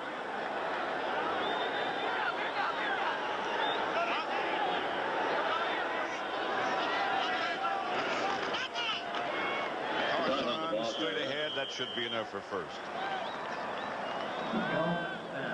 You know, when I was coaching, you know, we'd take it so seriously that always used to drive me crazy. You'd be going to a game, and you'd think this is such a big thing. You know, we're playing a big game. And then you'd see people drive by, you know, with picnic baskets and stuff like that. You know, and say, how could you be doing that? How can someone be riding on that train there when there's a game going on? You're riding to the bus, to the stadium, and you see those people. How can you do that? None of these guys live in pink castles. I know that. Anderson stopped by Stams. 4-yard gain. I think that O.J. Anderson is an amazing story. That he could come back like this and be so strong and so quick and not lose any of that quickness. That's the end of the 3rd quarter with the score: the Giants 17, the Rams 7. Our coverage will continue after this message from your local station. And you're watching the NFL on CBS. Have you, John? I got him. I threw Cougars at Pollock. In football, ever been to a game like this? Well, that's the way they tailgate here. Look at this champagne. And what bothers me is the thing in there, that vegetables and stuff with dip right there, that's called crudité. And when you tailgate at a football game with crudité, there has to be something wrong. 2nd and 6. That's Anderson to about the 10. Stopped by Anthony Newman. In fact, I don't even like that. You know the word crudité, but now this is football. Look at this. That's last week. Yeah, last week. Big old fat sausages in there and burgers and stuff like that. You just put something in a bun and do that and have a beer with it. That was Lambeau Field last week. Up in Green Bay. And now we're across from Disney World or Disneyland. Or what a difference a week makes, huh? the Matterhorn. All that stuff. You know, a week ago it was like, I don't know, 30 degrees or something in Green Bay. Wind chill. Here it's 95, 100 degrees. Anderson hammers inside the 5 to about the 3. Mostly on his own. He is amazing. Well, he is. You know, he's always been amazing to me, a guy that big. You know, he's a big, thick guy. Big arms, big legs, big shoulders, who also has speed. I mean, he is the size of fullbacks, but he's always run like a halfback. Now, as he gets older, he's going to running like a fullback. Well, we were talking to him yesterday. I asked him what he thought he had lost. And he said speed's the only thing. Just speed into 40. Right.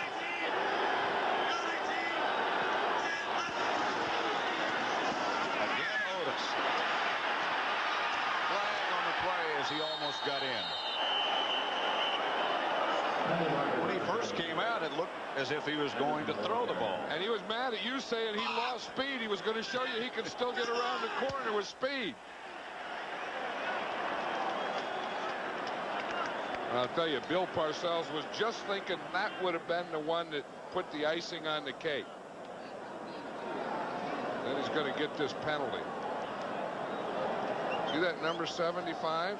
His last name is Pointer, Aaron Pointer. He's the brother of the Pointer sisters. And he's right in on this call. 79. Number 79. Does he sing? No, no. He does that. Their father is a preacher from Oakland. Aaron is an official. And, of course, the Pointer sisters. Defense, penalty decline, touchdown. Holding on the defense, touchdown. From 3 yards away for O.J. Anderson. So they got that one straightened out. Now the Giant fans are coming out. O.J. Anderson is in the backfield, straight there like an eye back, deep. He looked for a minute, like you said, right there, like he was going to pull up to pass it. And now look at this. He outruns a bunch of Rams to that flag. Well, that pylon it is there. Barr for the extra point.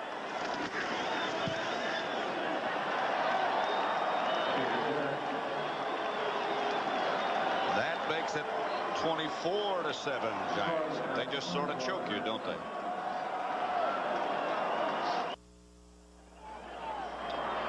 To summarize what's happened, the Giants 90 yards on the ground, the Rams 75. Sims another solid, not spectacular, but good day, 18 out of 25. Everett 12 of 24. Anderson 18 carries, 60 yards. And again, John, they sort of smother you, don't they? Well, they do. They're like surgeons, and they do it from every angle. It's not just the offense or the running. It's the defense. It's the special teams. It's the kicking. They get you from every angle. Barr's kickoff deep. And down by Lattenberry. They'll start from the 20. 13-19 left to play. The Giants 24, the Rams 7.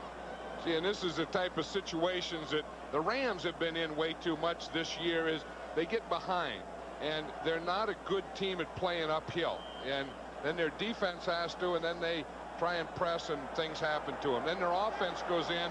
Now they need a lot of scores quickly. And this is when they get the pickoffs and the interceptions and the turnovers and those types of things. So the things the Rams are doing poorly are the things the Giants are doing well. Outside the Cox. A gain of 7. Yeah, we talked earlier how important when the Rams beat them. The Rams have beaten them 3 in a row for how much they rushed for. And you could see each game it was around 150 yards. Today they only had 75. But I think in those 3 years, too, their defense was a lot better than it is now. And in this situation now, when they're behind 24-7, they can't waste time trying to run the ball. Everett has his pass picked off by Gary Reasons. It was intended for Holohan. That's exactly how they beat you. They get ahead like this, then they make you force the ball, then you force it, then they pick it off.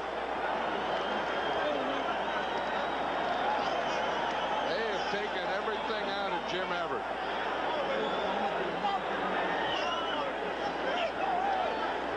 I'll tell you, Bill Belichick is the defensive coordinator of this Giants, and there is a guy that is an outstanding coach.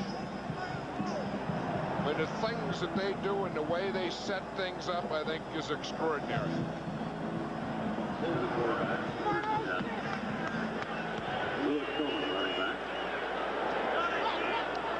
First and 10 at the Rams 40. Anderson trading in for a couple. Stopped by Alvin Wright, a gain of 3.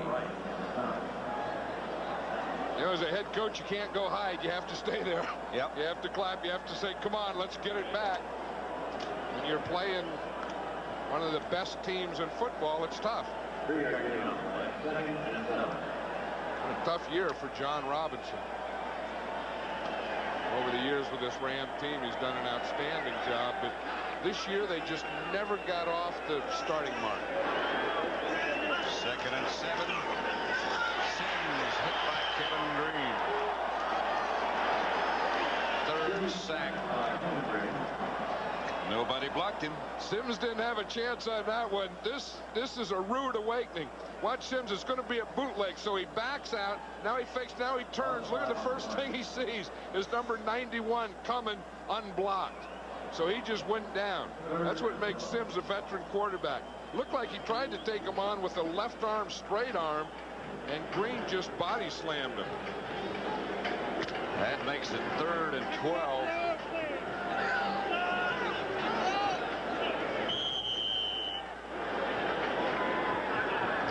Sims, I don't believe, has thrown an interception since the first game of the season. Another reason for their success.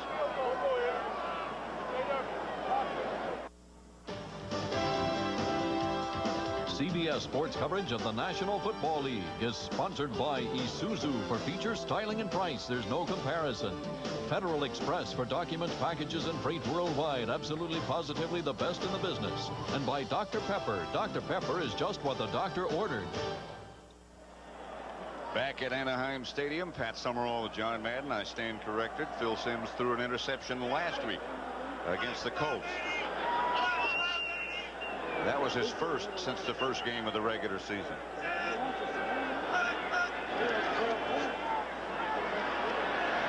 Screen pass, Meggett.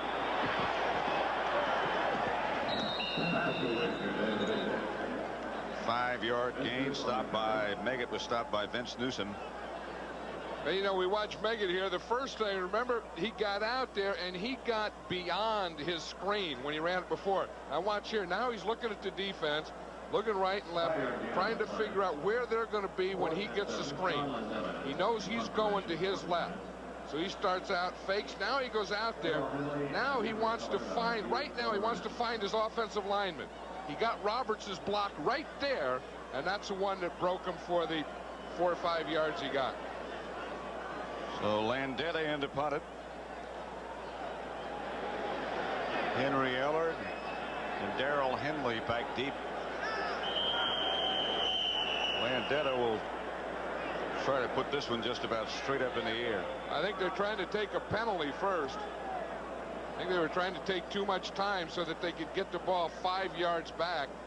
He doesn't want, it's tougher to punt at an angle when you're this close to the goal line. The Rams should just turn down it. I would just turn the penalty down, but they didn't. They're taking it. They fell for the move. See, now that's exactly what Sean Landeta wanted there. Now he can angle it to the sideline or kick it inside the 10.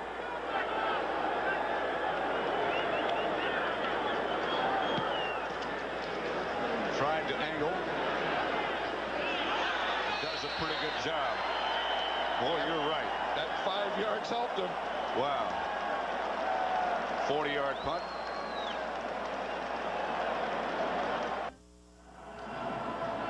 If war breaks out in the Middle East, the Pentagon has a $12 billion baby that can shoot down any attacking helicopter. That sounds good, doesn't it? But it doesn't work. $12 billion and it doesn't work. That shocking story tonight on CBS, followed by Murder, She Wrote, and then the CBS Sunday movie, Fatal Attraction.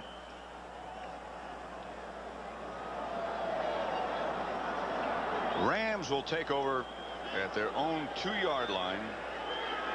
The Giants leading 24-7 with 10.5 minutes left to play. Everett out of the end zone. Holohan with a completion, maybe. Now let's go back to New York for an update. All right, Pat, in Los Angeles, Don Majkowski on the run, on the button to Perry Kemp, 28 yards and a touchdown. The extra point gives the Pack a 10-point lead against the Raiders in the fourth quarter. Pat? At Anaheim Stadium, the Giants up 24-7, 10:18 left to play. And the Rams deep in their own territory. Pass to Holohan was incomplete. Everett again back into the end zone. Out to Aaron Cox, stopped by Perry Williams. They're going out with no huddle, but Watch the pressure that he gets. Lawrence Taylor coming from the outside, straight up the middle. Marshall then being on the outside. Both of them hitting Everett just as he threw that ball. 1st and 10 at the 18. Everett going deep. Collins intended for Cox. Collins, the defender. Aaron Cox batted it away to keep Collins from the interception. Yeah, I think that was just a shot. I think they just wanted to take a shot to Aaron Cox. Again, it was good coverage, so Cox just became the defender and just knocked the ball out of bounds.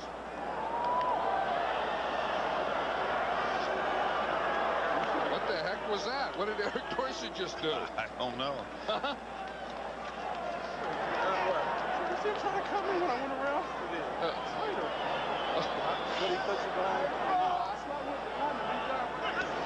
Talking about what Slater did to him. That's Buford McGee with the ball on 2nd down. Picked up 3. Bring up a 3rd down and about 7. Greg Jackson made the stop, and again the Rams go without huddling. This is where the Giants put in 7 defensive backs.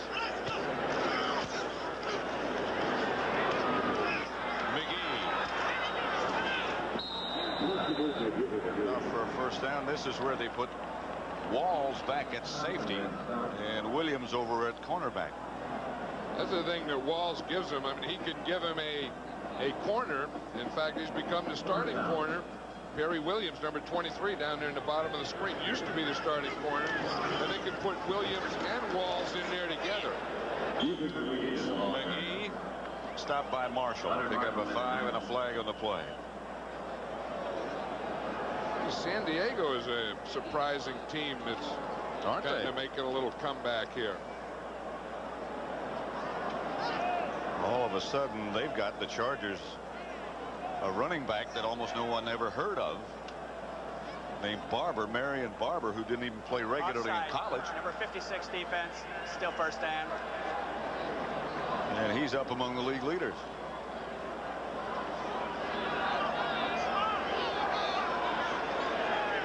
1st and 5.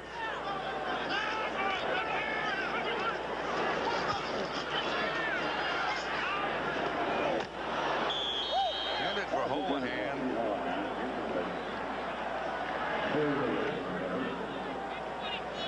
That is when the defensive teams have fun. When you're ahead 24-7, the other team has to force and throw, and you can just start banging them around and knocking their helmets sideways.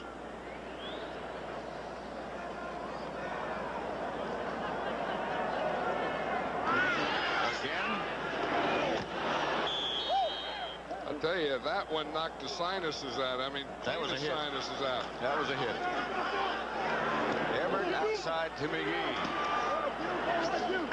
McGee to about the 45, a gain of 10, stopped by Jackson and Dewerson. Here's a guy we talked about, that has really become a dominant force in this league. And, the thing that impresses me about him is you just look at his body. He is not a little guy. I mean, he's kind of short, but he is a powerful man. Everett to McGee again. And again hit by Dewerson, a gain of 7. I mean, the Giants are really having fun. I mean, even in these situations, they're hitting, they're cracking, and they're enjoying it. Lawrence Taylor said this is the closest Giant team he's ever played on. By Eric Howard. Everett is down. 2nd sack. And you can just see it. I mean, you can see it when you go and you watch him practice. You can see it when you watch him play other people. Here's Lawrence Taylor. His work is done. This has been a hot day out there for him, taking on these 2 big tackles, Irv Pankey and Jackie Slater. So he's out, and now we see McGrew in there. Larry McGrew. He was one of a Parcells pickup who played for Parcells when he was a linebacker coach with New England Patriots. And a very gifted athlete. Everett. Holohan, who's hit by Walls. Well, they are knocking the heck out of poor old Pete Holohan. Wherever he goes, there's a bunch of them, and they're cracking him up alongside the head. Well, he got up a couple times looking out that ear hole. That ear there, that hole that's in the ears, that was up over his eyes. 4th and 9 for the Rams from their own 47. No punting team.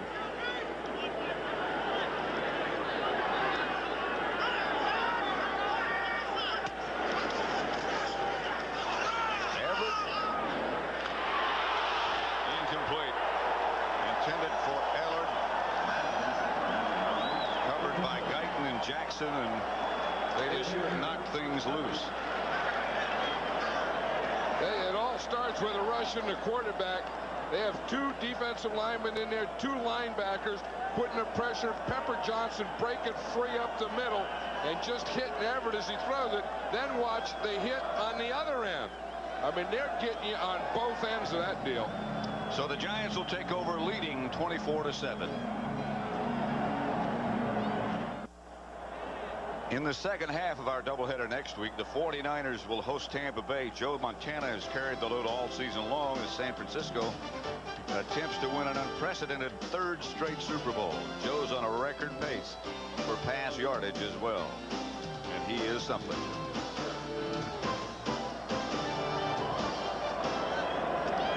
First and 10 Giants. Tillman for 4. Fairnays.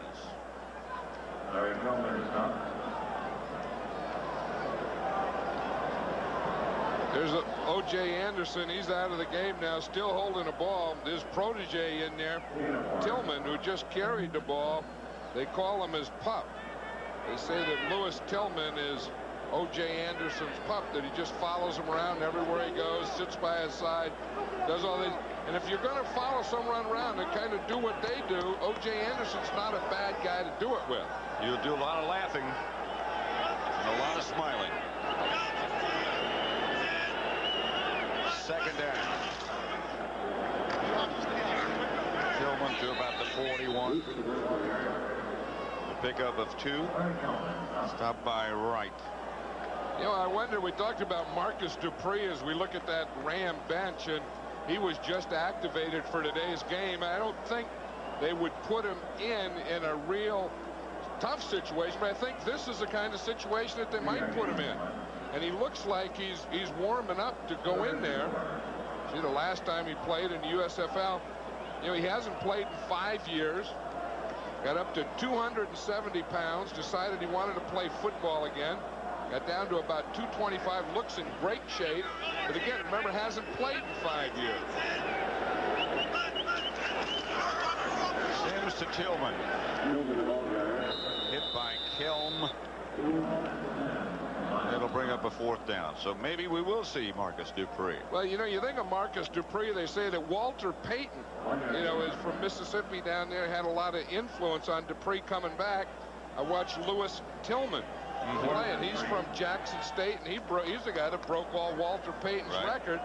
So we have a connection here with, you know, O.J. Anderson being the kind of the, you know, working with Tillman, and then Tillman, you know, breaking Payton's records, and then Payton being from Jackson and Dupree have an effect on him. So that winds through a number of things. Yeah, it does. Henley is back deep for the Rams. Landeta to punt it. Henry Ellard also back at about the 10. 24-7. The Giants lead it with 4:53 left to play. The penalty. Sean Landeta just did the same thing. So again, he picked up that 5 yards. It gives him 5 more yards of angle.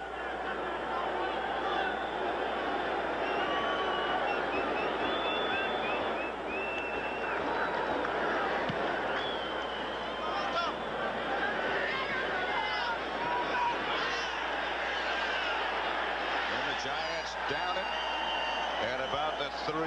Reasons and Renee Thompson were down there, and again Landeta gets it done. He is on some kind of roll, and here comes Marcus Dupree. Looks like he was coming in, but I guess he's not. It looked like he was getting warmed up, and they didn't put him in. But when he does, and if he does come in again, it'll be his first action in 5 years. It looked like he was all ready to run in there and start it, and someone said, "Hey, not so fast, Marcus, not yet. We don't want you in there having to come off the goal line." It's the third time this half that the Rams have started from their own 3-yard line. Intended Holohan, intercepted by Reasons, his second. He got the deflection, and the Giants will take over at their opponent's 15-yard line. I think they've gone to that well of Pete Holohan one too many times, if not more. It's his second interception for Reasons, and this Giant defense is just banging Holohan around like a pinball machine. So with 4:33 left to play, it's 24-7 Giants.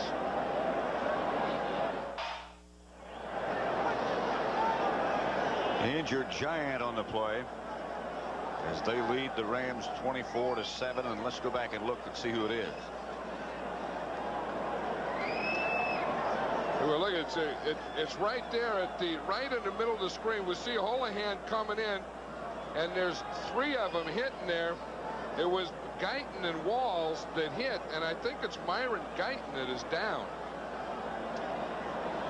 As you can see, there was a collision of the 2 Giant defenders. It is Guyton. And the receiver.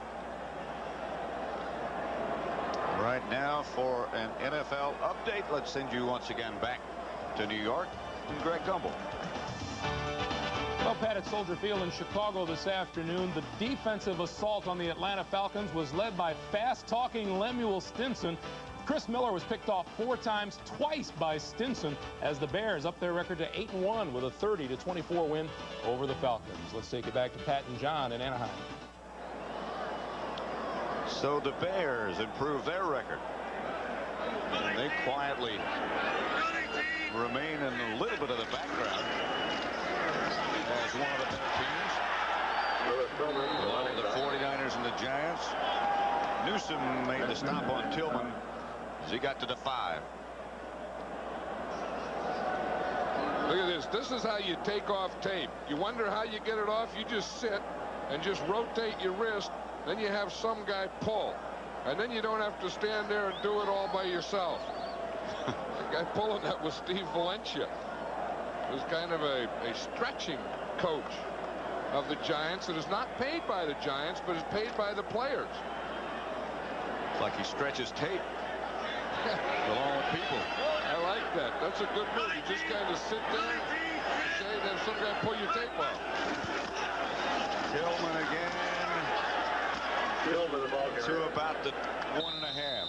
Stopped by Newsom, a gain of 4.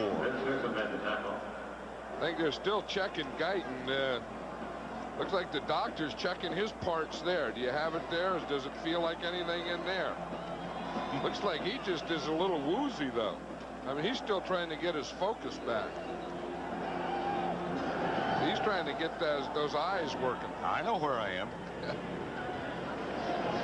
I always used to be taught anytime someone say how many fingers, you'd always say 2. Every doctor in the world that ever did that would put 2 fingers up in front of you. It's Kevin Green. It's one thing John Robinson always does when one of his players is injured like this. In this case, Green. He always goes out himself. And his reasons is very logical. He just says, you got to let them know somebody cares. Yeah, and I think that's why, I mean, John Robinson has always been a player's coach, and I think that, you know, there's no one that these losses hurt worse than him, and I think that he knows it, and the players know it. It's one of those things that they haven't done any finger pointing here. I mean, it's a bad situation for them, win-loss wise, but they're all in it together.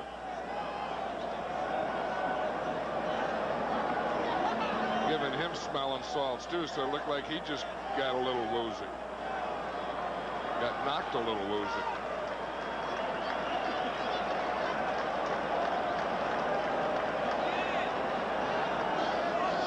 2:26 left to play. The Giants leading the Rams 24-7. They say that Myron Guyton, our information that he just got the wind knocked out of it. Look at Lawrence Taylor. He looks like he's bored over there. Carl Banks is saying, well, I'll be back in a few weeks. And Tillman is trying to get a touchdown here. He is working very hard to get a score. First and goal at the 1. Roussan back there with Tillman.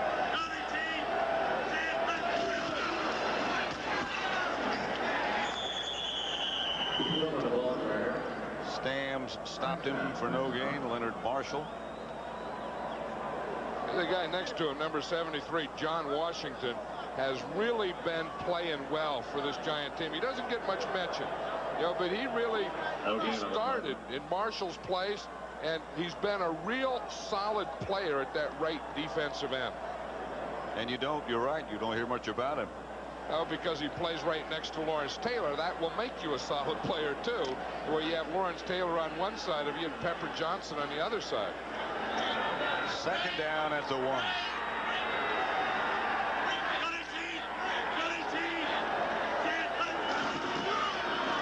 That's Tillman again.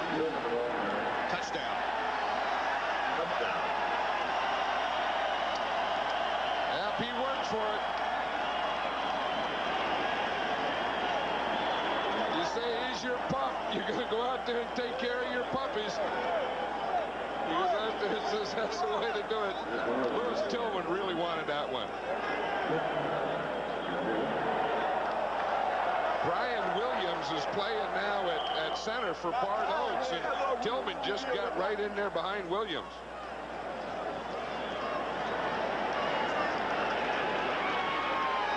Barr for the extra point,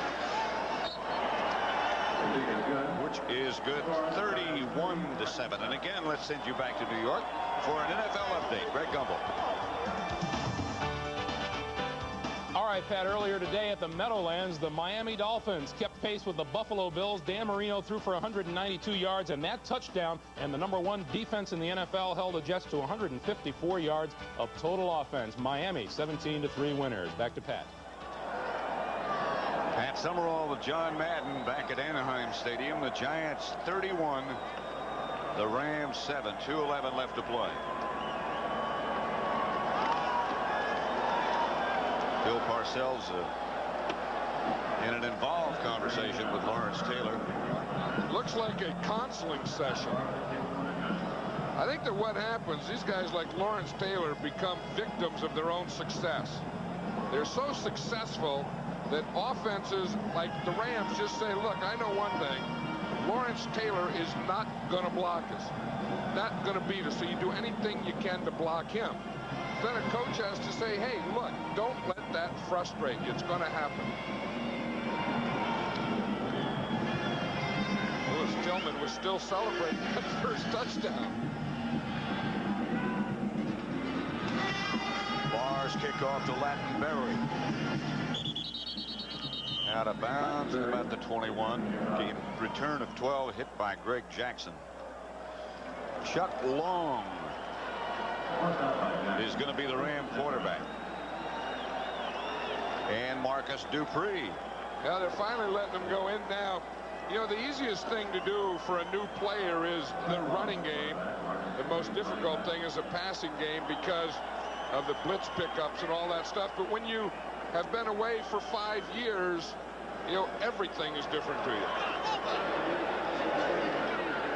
I think a lot of people, John, don't realize that you have to get used to being hit. Yeah, the other thing, you have to get used to the speed of this game. There's nothing you can practice that goes at the speed this game goes at. That's Marcus Dupree. And that is the 2-minute warning. He stopped by Mike Fox. 31-7. Giants lead with 2 minutes to play. Marcus Dupree, 1983, when he was a freshman at Oklahoma in the Fiesta Bowl, when he ran away from and over just about everybody.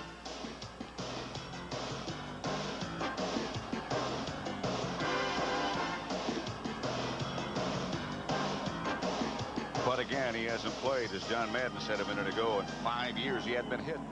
You know, and the amazing thing, that was his freshman year, and then the sophomore year, he only played about half the year and left Oklahoma. That's Dupree. To about the 30. Picking up 7. Stopped by George Bethune. It looks like he still knows. The mind can still tell him what to do. I mean, he's a young guy, but again, just hasn't played in 5 years. But the body just doesn't make those quick cuts the way we just saw him do when he was a freshman at Oklahoma. But the Rams are just hoping that it'll come. Well, he certainly is, assuming his knee is sound. He certainly got all the two. Long gives again to Dupree. He's got a Ram first down. Well, he's a good gamble. You know, if you're going to gamble on someone, a guy that had that kind of talent is someone good to gamble on. I mean, he has a great body. I mean, look at those legs and big arms and strong. I mean, the guy is a strong guy, and he knows one thing. He doesn't have the moves. He doesn't have the quickness he's going to have, but he wants to just get in there, get some hits, play a little, and don't fumble. You don't want anyone to ever think, a running back, that you're a fumbler.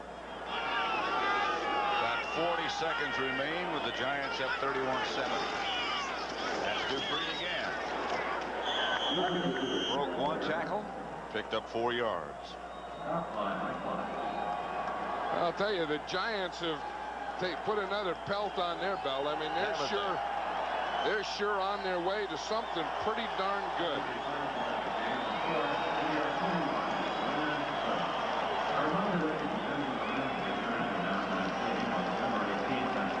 Bill Parcells saying earlier today, I didn't know if I came to Los Angeles, to Anaheim too soon or came too late, but whatever he did, it